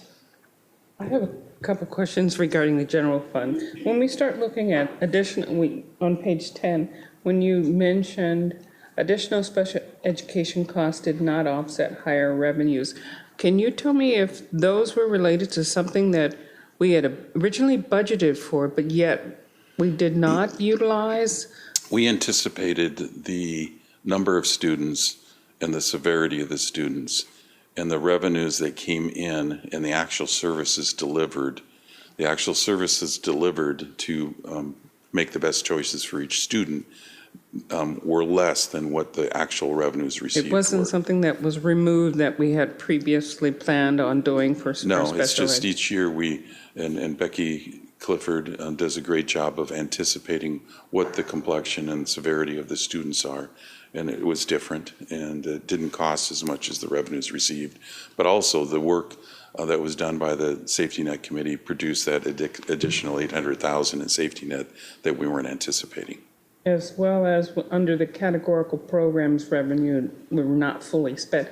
Was there something in high school career and career and technical or learning assistance program that we had anticipated doing, but because of something we were not utilizing funds for? It's more the way that McCleary rolled out and the influx of resources and the plans and staffing necessary to actually implement program expansion. The resources are there, and oftentimes it takes a year to begin to, you take a bite at it and you add robotics courses and certain things in STEM, and Dana could respond to it. But generally, it's has to do with making really thoughtful decisions and not influxing the new resources immediately. So generally, there's a lag, and at the end of the year, you can carry over a certain amount, and those get built into the budget plans for each of those programs for the following year. For the following year? Yeah. So there are some programs that we anticipated implementing, but we did not, or No, I think that they weren't fully baked. they weren't fully programmed or planned. Right. So, but yeah, yeah. There's a lot of money at once. Right. There's a lot of money at once. It was a lot of money at once.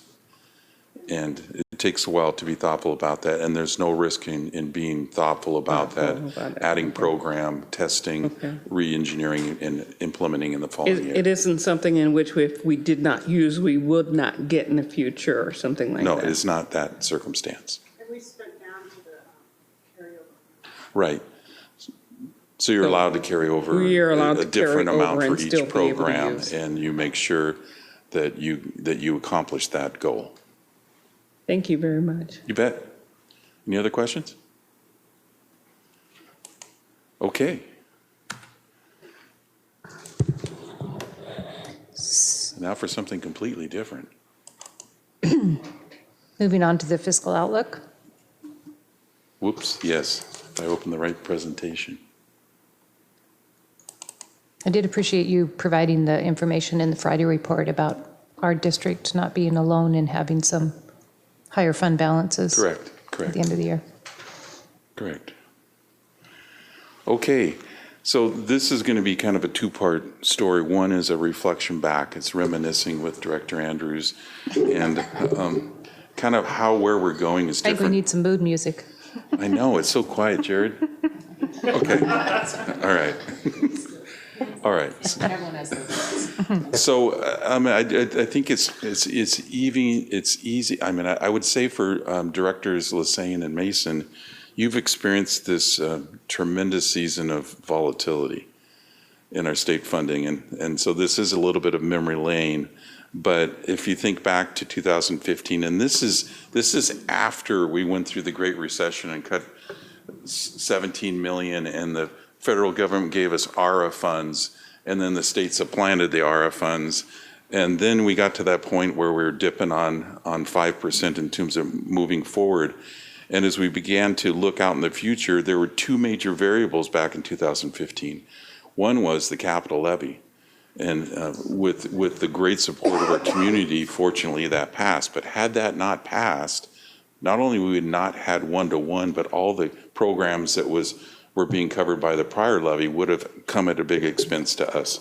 And then we had the levy cliff, but that levy cliff we had hoped to be resolved sooner than later. So then after that, we started communicating to our legislature about the levy cliff and making decisions early, and the fact that in the 17-19 biennium, they needed to understand if they didn't make the decision early, we're forced by state law to create a reduction in force, because if we don't do so, then we lose that right. Because in our state, every May 15th, you have to offer an educator a contract, and if you don't, so the whole dynamic we lived through was, what do we do if that levy drops from 28 to 24%? Mind you, in the end of the story, it was cut by 40%. But nevertheless, we also had that period of time when the legislature, when they quit giving us funding, they kept putting these plugs in. They called it ghost funding. They said, if we would have continued to fund you at the rate that voters told us to, you can count that on the local formula. So during that period, and it's probably going to be the story retold in the future, when the state starts losing funding, they increase the opportunity for us as school districts to collect local dollars, even during the time of McCleary. So then we went from that to a session where what they did is, to prevent the RIF, we got right up against the wall. They had that bill passed real early. They said, we're just going to delay it a year. So they prevented a lot of school districts from riffing staff. Nevertheless, we had to wait till the end of the session, which was on June 30th, to know what the real solution was. And the real solution was the new levy formula. And the new levy formula capped Everett at $1.50. So we quit talking about the levy cliff because that was gone, but now we had a levy structure inadequacy. And so we began to look at this model, and this model represented the conclusion of McCleary, where they gave us all the salary staff, half of it in 1819 and the other half in 1920. But if you recall, the legislature said, no, you have to have it all done. So this is October. So this spring, you have to have all the funding to the system by 2018. So that's when the legislature said, okay, we're going to give it all to you. And we still had that levy cap looking forward. So it still looked grim in the future, but then we had so much funding that we had to work with our system to understand that if this stays as set, we have to use the resources we have now and have the stewardship to hold on to them to avoid future reductions. And if you look at the bottom, that's about the time they also put in the first structural deficit, which has to do with regionalization for districts in our area, where the funding we have will begin to decline.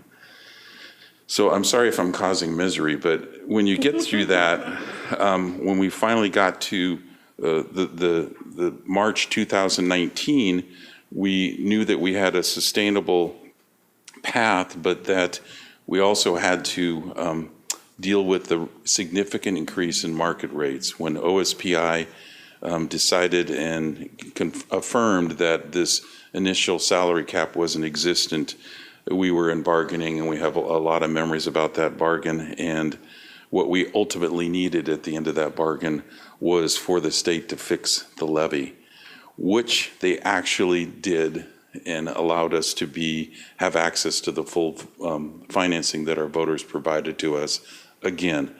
But I wanted to point out, and this is similar to that other chart, when you look back at our fund balance management, and it is important to understand that many, many, many districts have a much greater fund balance. It's also important, the larger you are, the less of a large fund balance you need to have. And I'm more saying that for those who may be watching tonight.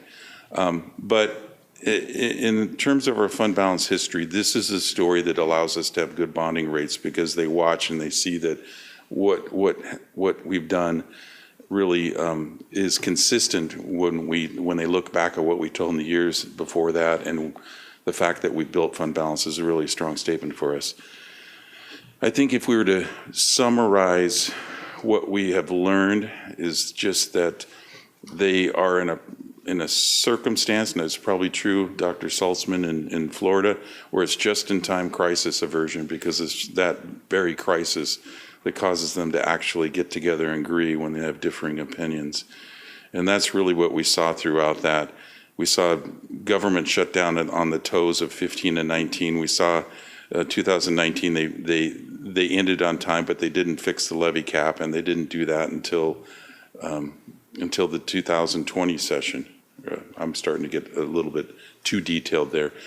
But we did have the solutions we needed to make the right decisions. There were still districts that did have a reduction in force. And then as we get to our legislative issues, there are differing opinions on policy issues that made it difficult too. Local effort assistance is property poor districts didn't want urban districts with higher costs to have the levy lid go up unless they got more state funding. And then, of course, the regionalization factor, which is really a Puget Sound-centric increase in state funding for staff. So all this mixed together, including just some districts, because their structures were different, wanted to delay SEB, and we're one of the districts that were prepared and ready to move forward with it. So we had so many variables in the mix that we ended up in each of those years having two projections. Worst case, best case. We ended up building budgets that included the capacity for the best case, but when we went and allocated out the resources, including building staffing, it was based upon the worst case. So you're building two budgets within a budget, one based upon your appropriation element and one based upon how you're operating the district. And collectively, we as a team did that successfully, and I'm really happy to that we're through that. But looking forward, we begin to shift. So what's different? Major funding cuts aren't seen. We don't have a levy cliff. We don't have, I would say the closest thing to that would be the 2022 capital levy. And we'll be looking at that again down the road. But generally, our resources, our commitments, the statutes are in place. But unfortunately, they've left us with those two structural deficits. And you'll see that in the projection, but regionalization factor declining by 6%, in essence, is a loss of $3 million in state funding a year. Now, I say a loss because they are going to give us an IPD increase, but we're also going to have local cost increases accordingly. So relative to that, we know that we have about $3 million a year. We also know that to pay for those in the past, our levy would go up about 4.9% a year. And IPD or CPI averages about 1.9%. So we see these two structural deficits, and that really is what has our projection looking downward in the out years. But quite frankly, that is usually the case. It's often in the out years we don't know what's going on, and we just have to continue to manage our resources going forward in a way that allows us to have a 1 or 2 year window to look before we make knee-jerk or quick decisions.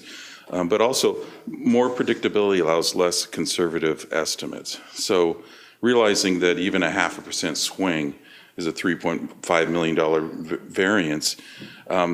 In the past, when we got into the recession, we're right down at 5%, there was an expectation that if you allocate it, we have to plan on it being spent, because otherwise that will draw the fund balance down.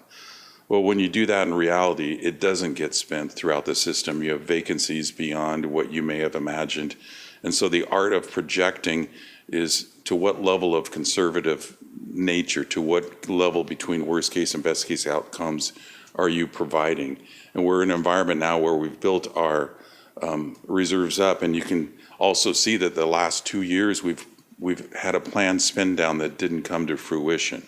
And so we're going to be upfront that it's better to spend down and have it happen, or plan to spend down and have your reserves in place, than to continue to be conservative. So we're putting the resources to use and trying to look at realistically staying above 8% in a 2-year window. And that's sort of the theme for what you see here.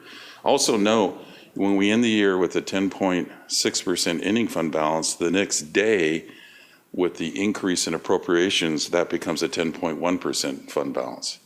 So in one day, from August 31st to September 1, our fund balance went from 10.6 to 10.1 because our appropriations went up by 30 million. So it's just what happens. So when you see the fund balance going up, don't look at the number. The percentage is what relative, because it's based upon what you plan to spend.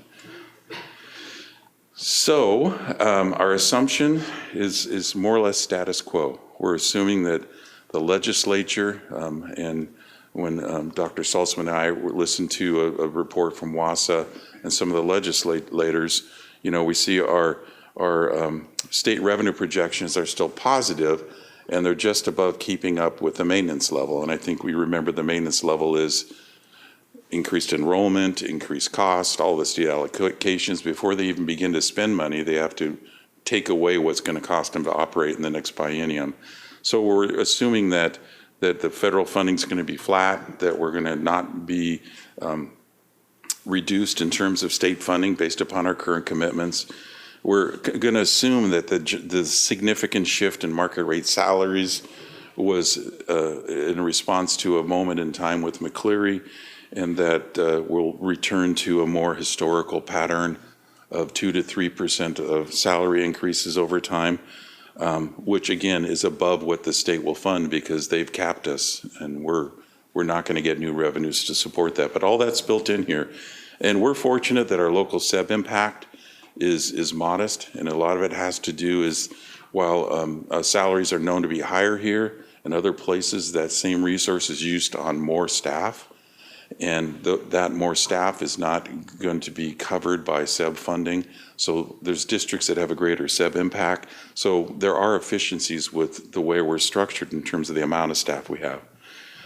We also know that we're frozen at this point in time, that what our voters approved and the levy formula is something we're committed to, and that's the $23.50 per student up until 2022. And after that point in time, we're assuming a similar cap.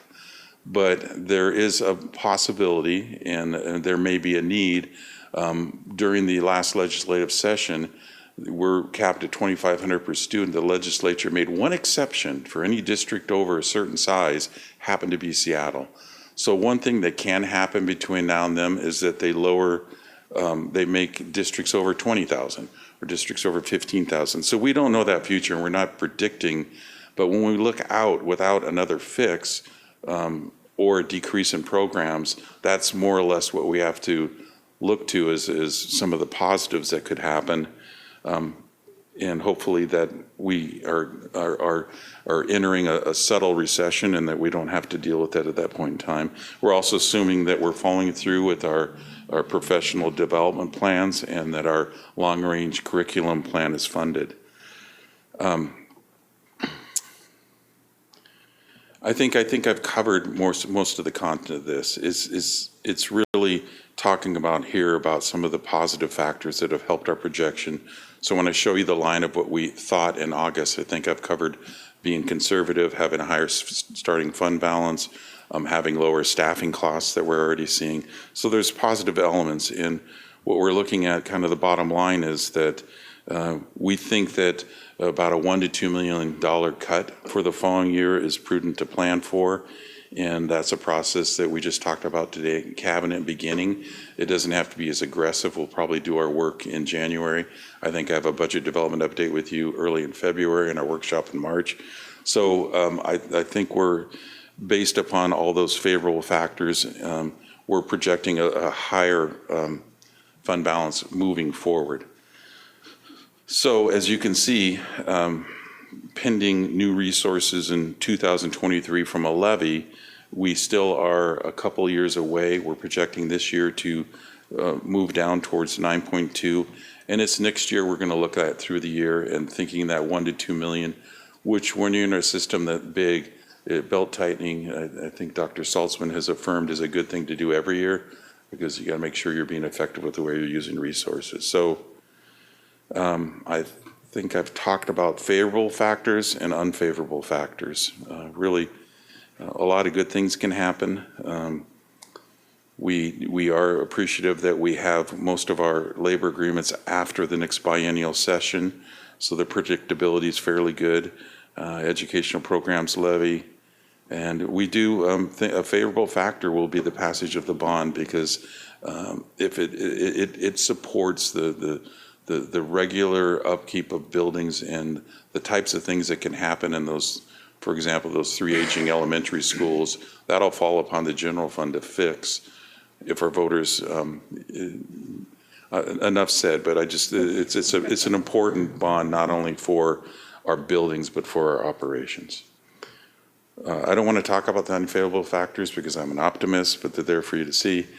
And I think that in summary, we just have had this volatile uncertainty over the past decades, and we've often required 2 budgets, and we've managed our resources. We've protected ourselves from mostly that RIF question. Having that large of a fund balance allowed us to have the certainty that based upon attrition, we could go out and hire early. And we did, and we hired people, good math and special education in recent years.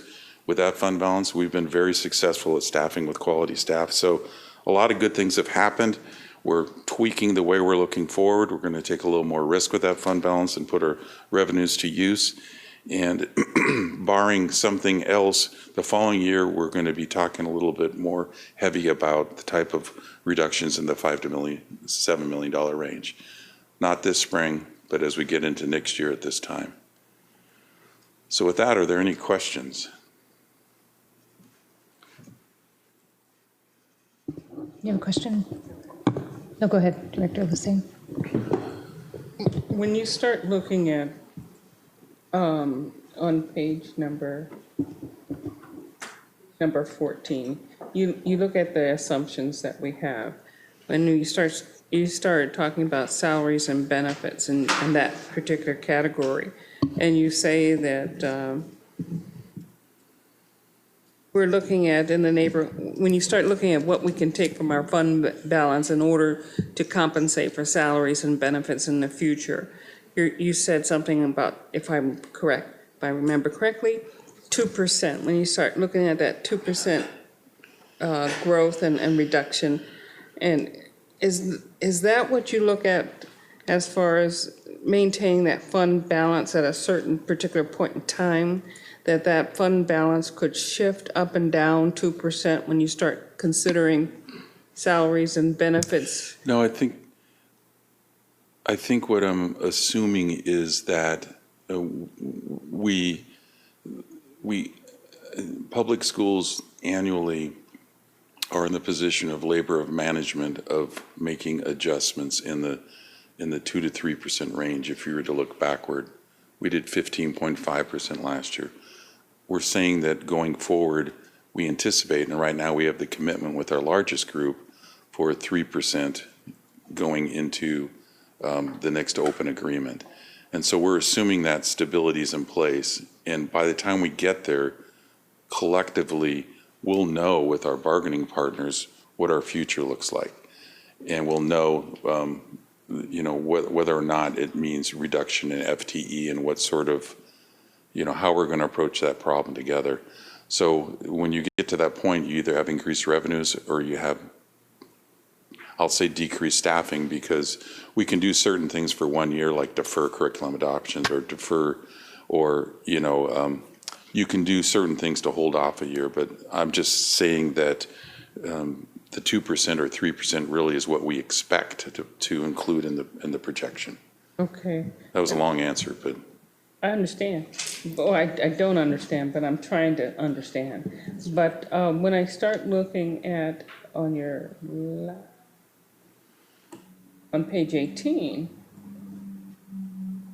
you say a high fund balance provides the buffer against major and immediate cuts. Well, I look at a major or immediate cut as being those salaries and benefits, because sometimes you can never, it's a bargaining thing, and you can never pretty much put your finger on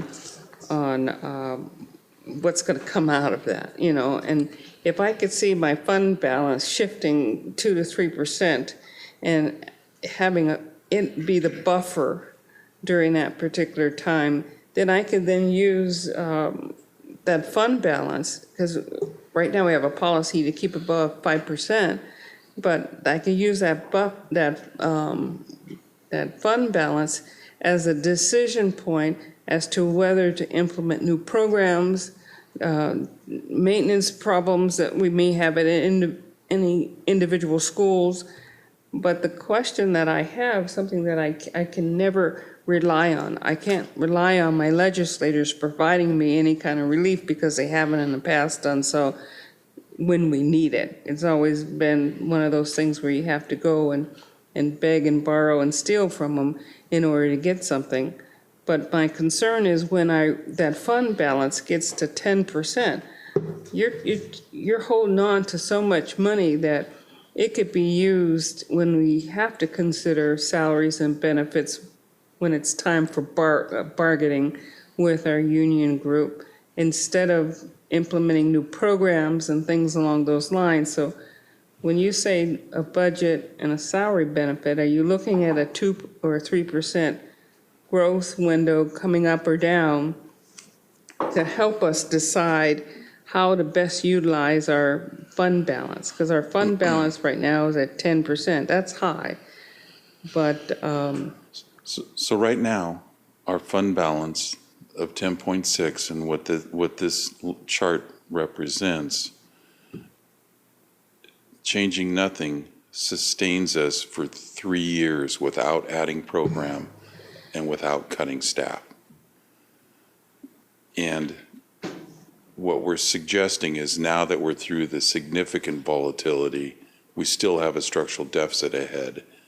And what we're saying is, within 2 years, we're projecting an 8% fund balance is where we should stop the bow down and start making cuts to programs and staff. in about 3 years. No, it would be not this spring, but the following The year. following year, We would 2 make years. more significant cuts in order to maintain an 8% fund balance rather than 6, because we're going into a structural deficit that lasts beyond that period of time.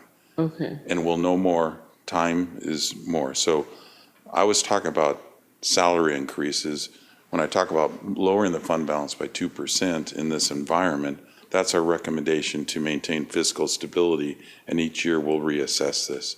If it's more favorable, yes, but we are, so in order to sustain what we've had, and we've put a lot of program in place last couple of years, significant. And maybe during our budget workshop, I'll show you all that we've added. And it doesn't prohibit us from adjusting program. It more is a ledger where when you have a plus, you have a minus, and it's readjusting your priorities.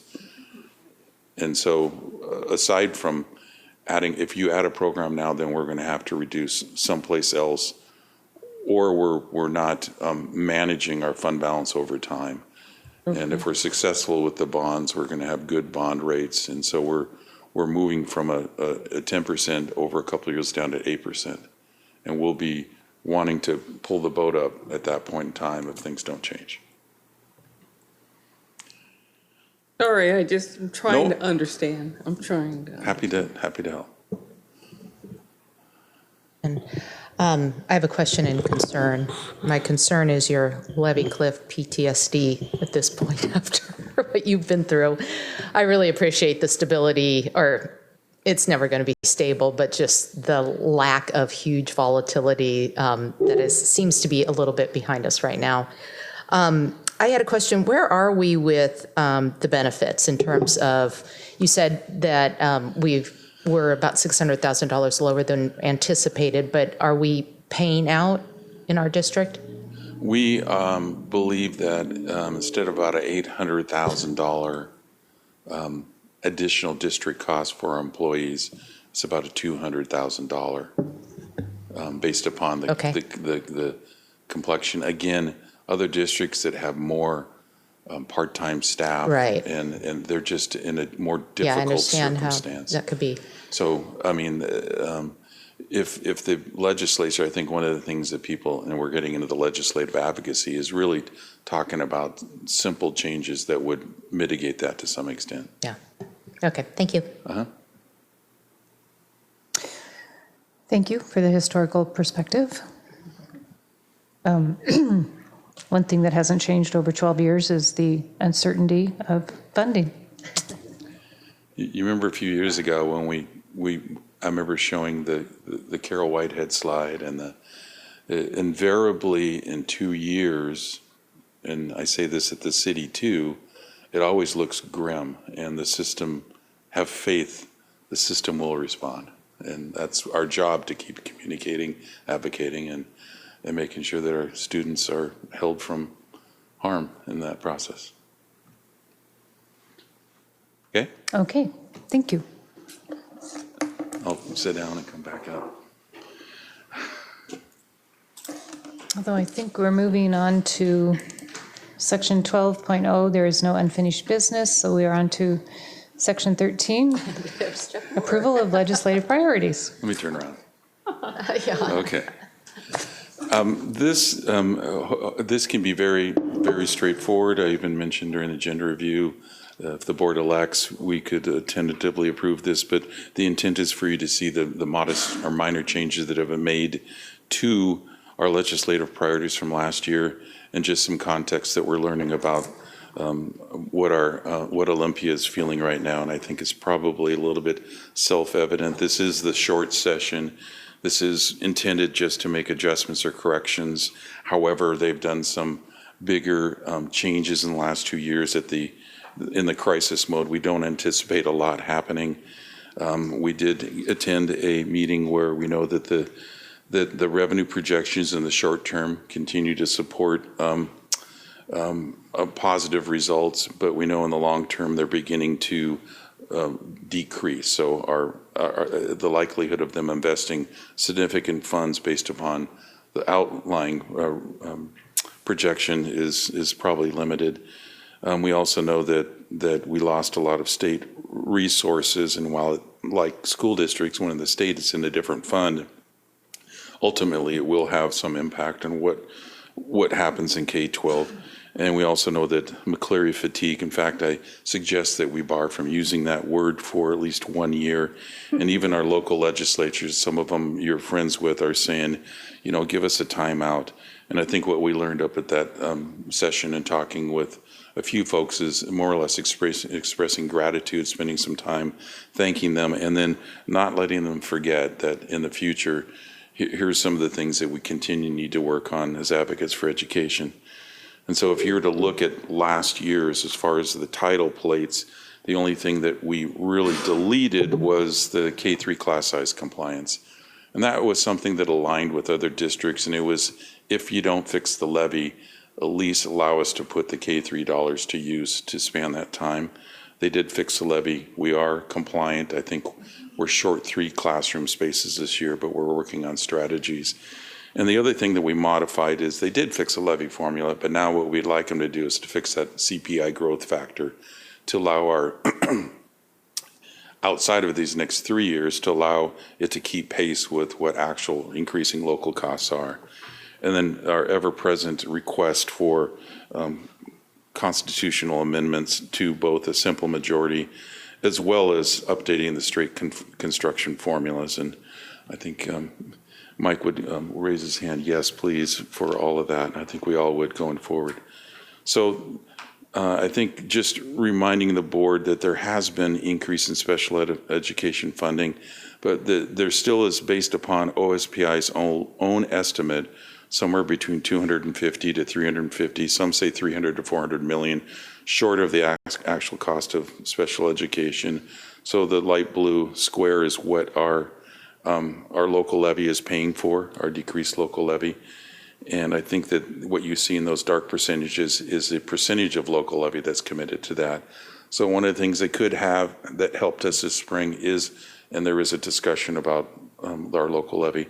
The second thing is knowing, and when we talk about that local funding working group, we're talking about transitioning it to be more focused on the prototypical school model. The state did that, a very expansive study on what it costs to operate a school, but they're not funding it. This is one this year that probably has the attention, and given another national tragedy, you can just see locally what we're paying in the orange bar versus what the state's funding for safety and security in our schools. So this is probably a good reminder, and if there are resources, this would be helpful as well. So without further ado, if you had a chance to read the sub-language below those bullets that didn't change a lot, have been modified, but not to a great extent. Seb, we're just reminding them that substitutes and coaches are something that could be excluded until they get to a long-term sub or other elements. Also, any employee that is covered by their spouse or has other insurance, we still have to pay the contribution back to the state. So we're saying don't charge us for employees who opt out.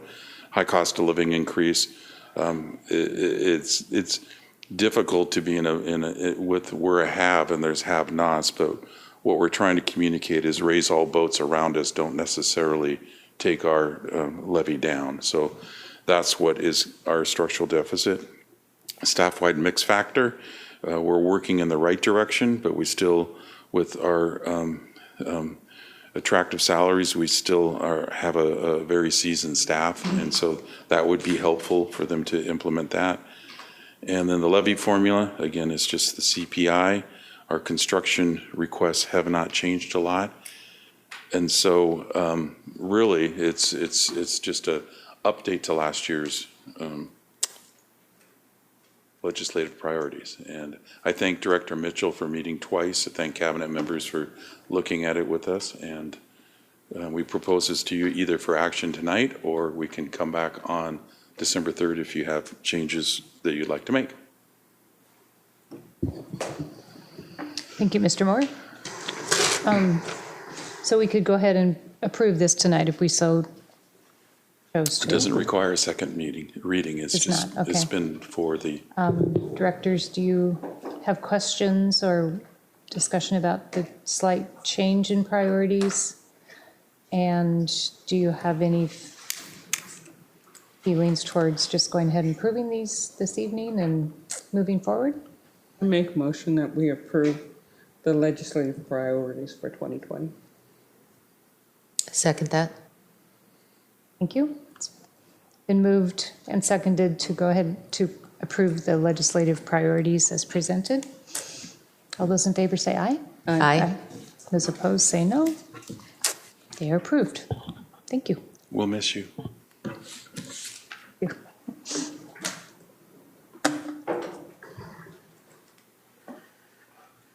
Moving on to section 13.02 and on and on and on. We have a variety of policies to approve, 13.02 through 13.12, so we will get started. Yes, and I will try to be succinct. Well, good evening. Tonight, we have 11 different policy revisions for your consideration. To begin, proposed revisions to policy 2336, required observances, Constitution Day, Disability History Month, Veterans Day, and Temperance and Good Citizenship Day are to comply with changes to RCW 28A to 3150, which requires OSPI to consult with the Secretary of State regarding new voter registrations of 17 and 18-year-old students in high schools annually. Beginning January 16th, 2020, school staff will provide voter registration resources to senior students at lunches or in social studies classes. The proposed revisions to Policy 2336, required observances, Constitution Day, Disability History Month, Veterans Day, and Temperance and Good Citizenship Day have been reviewed by legal counsel and the superintendent's cabinet prior to tonight's meeting. Thank you. Questions? I have one question. How is Constitution Day celebrated or observed here at Everett Public Schools? That's a great question that I'll have to get back to you on. I'll research that and get you an answer, Dr. Yeah. Because as a parent, I know that date because it happens to be my husband's birthday, and I knew of Constitution Day because as a Girl Scout, we celebrated it. But I asked my son in high school, what did you do on Constitution Day? Oh, we didn't do anything. And so my question is, how do we observe it? Yep, I will get that answer for you, Director Lasane. Okay. Getting voters registered is a great thing to focus on. Yes. Especially this year. So, okay, we will move this to second reading for you continuing board members next meeting. Policy 3111, entrance qualifications, has been revised for the board's consideration to include updated language related to the enrollment of students into the district's new transitional kindergarten program. The current language only speaks to the enrollment of students who are advanced and not students who exhibit need. The proposed revisions to Policy 3111, entrance qualifications, have been reviewed by legal counsel and the superintendent's cabinet prior to tonight's meeting. Thank you. Discussion or questions? Another nice addition or modification. So we'll move this to next meeting for second reading.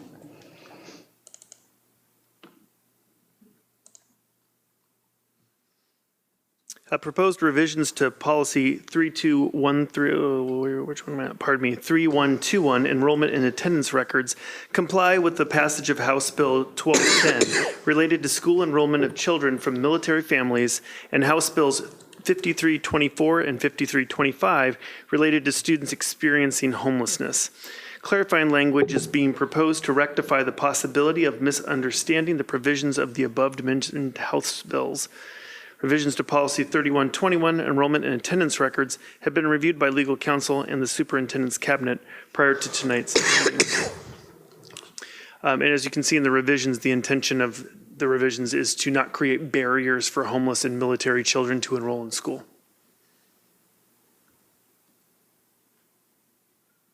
Any questions or discussion?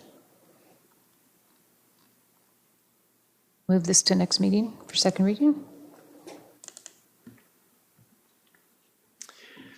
Proposed revisions to Policy 3213, transgender students, comply with House Bill 5689, which helps to ensure all students are treated with respect and to foster a school environment free from discrimination. Based on the WASDA model policy update, many of the proposed revisions add or revise key definitions and terms in the existing policy to align with terminology used in OSBI's trainings. Other revisions address questions that have arisen regarding name and pronoun use for school identification cards and diplomas. Revisions also include changing the title from transgender students to gender-inclusive schools. The proposed revisions to Policy 3213, transgender students, have been reviewed by Policy Review Council, Legal Counsel, and the Superintendent's Cabinet prior to tonight's meeting. Thank you. Questions or discussion?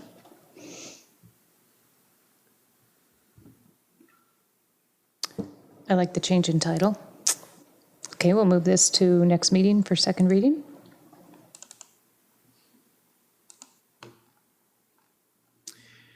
Changes to Policy 3520, student fees, fines, and charges, are provided this evening to comply with the passage of House Bills 5324 and 5325 related to students experiencing homelessness.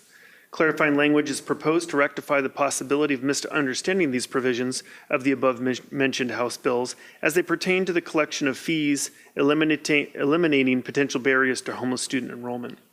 The revisions to Policy 3520, students' fees, fines, and charges, have been reviewed by legal counsel and the superintendent's cabinet prior to tonight's meeting. Thank you. Discussion or questions? Like the fact that you're taking that into consideration for homeless kids, because usually if there's a barrier for kids, that it's usually going to be in the fees. They left one school and they left fees, outstanding fees there, and so you should not prevent them from being able to enroll in another school somewhere else. Absolutely. Thank you. We'll move this to next meeting for second reading.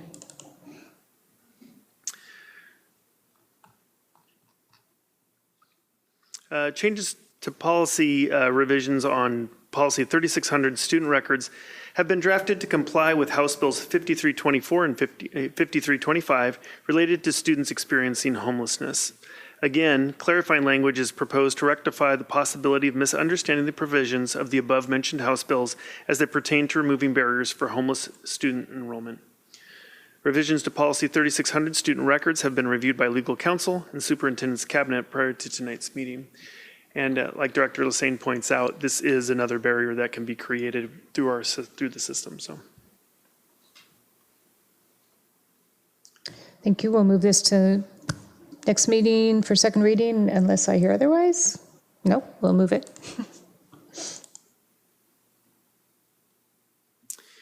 Proposed revisions to Policy 4205, use of tobacco or tobacco-like products on school property, reflect that the minimum age for purchasing tobacco products will rise from 18 years to 21 years of age, effective January 1st, 2020. And policy revisions also add additional language that expands the prohibition of vaping-related delivery devices and nicotine-containing products.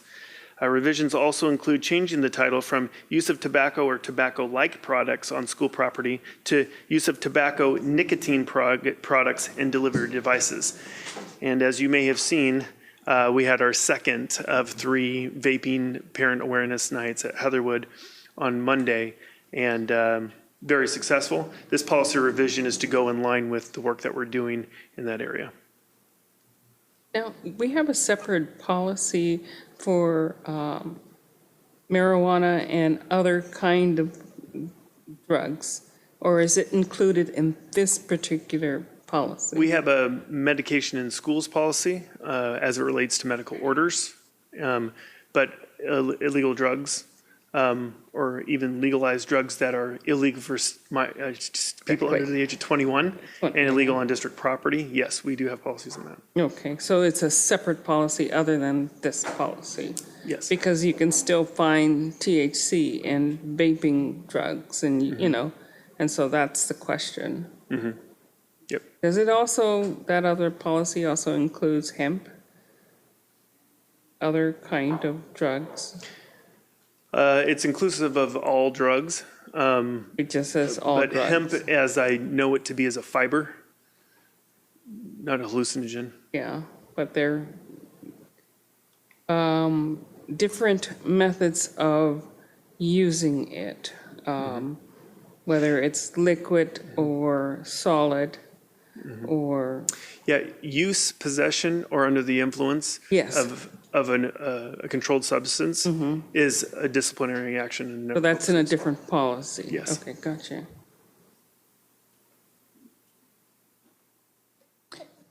So we will move this to next meeting for second reading.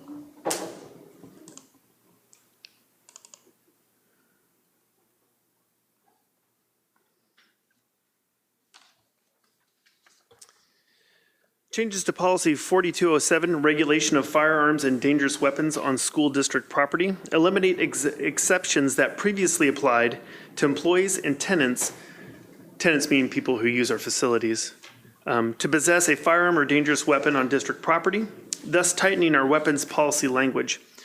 Further, the revisions add clarity to state and federal criminal prohibitions and comply with the recent changes to RCW 941-280 that go into effect on January 1st, 2020, including, specifically, these revisions provide greater specificity regarding the types of district-owned facilities where the policy applies, prohibits employees and tenants from possessing any firearm or dangerous weapon on school district property, even if the possession would otherwise fall under an exemption to an existing criminal law, retain an exception for law enforcement but eliminates the exception for school security activities, require advanced authorization by the superintendent for conventions, showings, competitions, and similar activities that fall within state and federal exceptions, and incorporate existing state law provisions requiring a concealed pistol permit for a pistol to be kept in a motor vehicle.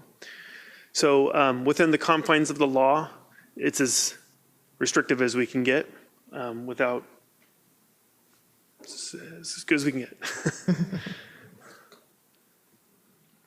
Revisions to policy 4207, regulation of firearms and dangerous weapons on school district property, have been reviewed by legal counsel and the superintendent's cabinet prior to tonight's meeting. Questions or comments? I have a question on, I read through this. First of all, I guess my first question is everything that's underlined in this new language like we typically do? Because I feel like we... One of the provisions in the revision that you see here is incorporating our existing language to align with the WASDA model policy language. So yes, bold and underlined is added to our policy. The foundation for most of those changes came from the model policy update. Okay. I had a more specific question, actually. On page 2, in addition, the district considers the following weapons in violation of this policy. And it says, any knife or razor not listed above, except for instruments authorized or provided for specific school activities. So I just want to make sure we're not going too far. So for example, what about a parent? I mean, lots of men in particular carry knives, pocket knives or other kinds of knives on their body. If they were there on school property picking up their kids or volunteering and they had a pocket knife with them, is that in violation? So this particular is firearms and dangerous weapons. So under statute, the definition of a dangerous weapon, you can see a listing of what a dangerous weapon is here. That's not a firearm, right? So for example, it says any dirk or dagger, any knife with a blade longer than 3 inches. That's what it's referring to. Right, and so the way it reads to me is it says, in addition, any knife not listed above. Yeah, so the way that I read that first bullet there, it says, any knife or razor not listed above except for instruments authorized or provided for by specific school activities. For example, if we were to do some sort of a ceremonial, let's say our junior ROTC kids, we're going to do a ceremonial presentation and it had the what do you call the fancy sword? A saber. Right. No, I understand the application. So technically that would be on campus, but it would be authorized by the district to be in possession of. Okay, so I don't think this is intended to be anybody's personal pocket knife that we're looking at. But I just want to make sure that, because that's the way I read it, and I just want to make sure that it's clear that way. Or what about when you have, and I don't know the group, and I may be misspeaking, but certain religious groups, men carry a dagger once they become of age. You know, and I don't know which one. They carry a dagger. What about them? And a dagger is listed as one of the following instruments. That's fairly specific. And but they call it something other than a dagger. I'm just asking the general term of a knife if it's not for educational purposes, because it spells out specifically size and dagger and things above, and then it says, in addition, a knife. So does that mean that you would be out of... Is the question that I'm trying to, is the question you're asking is, do we allow people to bring pocket knives to school? No, my question is, if someone had a pocket knife on them, not a student, yeah, someone renting a facility or a parent, for example, would that be out of compliance with our policy? Yeah, what we The would way it's probably written. do for that adult is ask them to go put it in their car. One of the provisions that is here in the language is any object or other than those listed above used in a manner to intimidate, threaten, or injure another person and is capable of easily and readily producing such injury. So if you were to be walking into a school and for some reason your pocket knife falls out and I'm the principal of the school, not knowing the person's intentions or whatever else, I'd politely ask that person to put that out in their car. But if it isn't more than 3 inches in It's length, not considered a dangerous weapon if it's not more than 3 inches in blade. okay, it would have to be more than 3 inches in order to be considered a dangerous weapon. I think, are we searching people? I mean, I don't really understand Director Mason. I'm concerned about the vagueness of just any knife. Is it the way it reads? That we don't put more specific language around it, I guess. Just point, is over 3 inches is what you're saying too, right? Over 3 inches is the definition of a dangerous weapon. Yes, and that's what this particular policy is governing as dangerous weapons and firearms. So if you would like to add specific language, we can do that.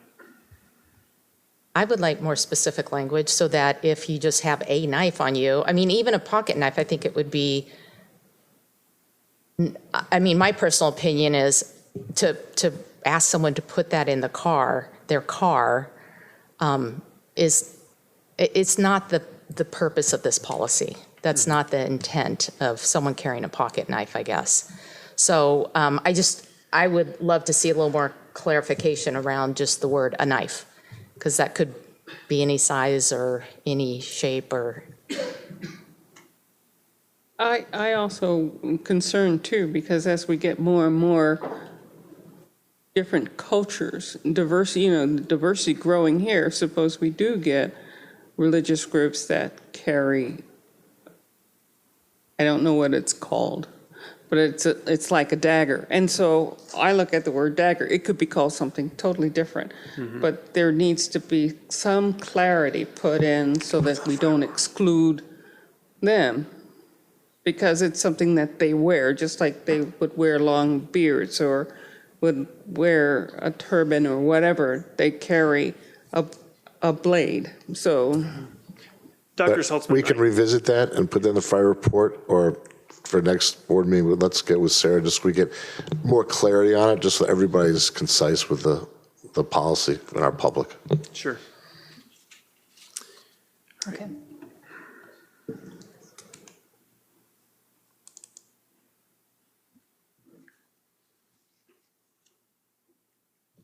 So move on to the next policy.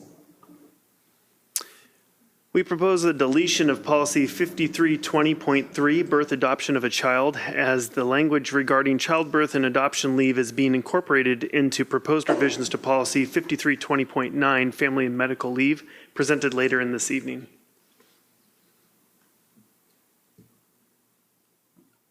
That's the next one I'm going to read. Okay, we'll move that for second reading.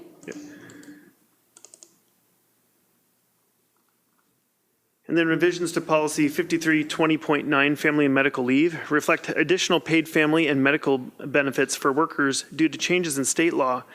Starting in 2020, Washington will be the 5th state in the nation to offer paid family and medical leave benefits to workers. The program will be funded by premiums paid by both employees and many employers, and will allow workers to take necessary time off when they are welcoming a new child into their family, are struck by a serious illness or injury, or need to take care of an ill or ailing relative.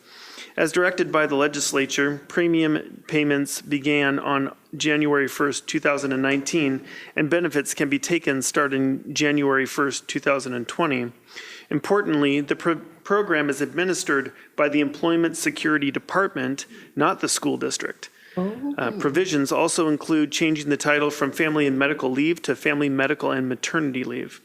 The proposed revisions to policy 5320.9, family and medical leave, have been reviewed by legal counsel and the superintendent's cabinet prior to tonight's meeting.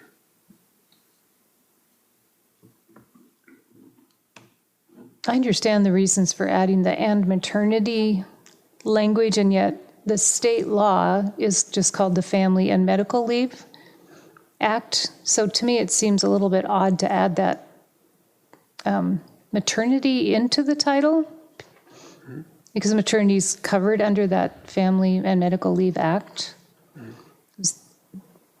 Was the thinking behind that because we deleted the other policy? Yeah, that would be the primary intention, but we don't have to change the title. Will maternity benefit both male or female in that regard? I think the state's still figuring it out, actually. So if the state has said it's family, it doesn't matter if it's. I think you have to give birth to qualify under that act, actually. I think the revisions, and Or the adopt. majority of these revisions, they find themselves in procedure, have been written to comply with the new law, and it's based on the WASDA model policy. But if you have specific questions, I'd be happy to take them. I don't have a problem with it. So we'll move it to next meeting. We could take it out if the law says family and medical leave. Well, it's descriptive. I guess if someone's looking for maternity leave benefits, it's good. Search engine word. Yep. Okay. We'll move that for second reading. And finally, changes to policy 6112, rental, lease, or use of surplus district real property, eliminate exceptions that previously applied to employees and tenants to possess a firearm or dangerous weapon on district property while renting our facilities. This is related to the strengthening of our dangerous weapons and firearms policy. Policy revisions to 6112, rental, lease, or use of surplus district real property, have previously been reviewed by legal counsel and the superintendent's cabinet. And it's very simple and distinct language there that we added. Questions? Nope. Okay, we will move that to next meeting for second reading. Thank you. Thank you. Thank you so much for all your work on this. Oh, no Really problem. appreciate it. Moving to section 14, upcoming agenda items. Dr. Saltzman? Okay, at the November 22nd special meeting, the board will attend the Washington State Directors Association Annual Conference. Any discussion on the conference at this time? Plans are in place. Okay, at the regular December 3rd meeting on 2019, we'll discuss the following: class of 2020 progress to graduation, several policy reviews for first and second readings, the school distinction recognition, the board reorganization, the oath of office for new board members, September and October financial reports. Thank you. Section 15.0, executive closed session. From time to time, the Board of Directors will hold an executive or closed session for purpose authorized by the Open Public Meetings Act. And tonight, the Board of Directors will hold a closed session to discuss collective bargaining. The session is expected to conclude within 20 minutes. Okay, and no final action will be taken. Actually adjourn the meeting, correct. Thank you. So this concludes the business come before the Everett Public Schools Board of Directors on November 19th, 2019. Meeting is adjourned.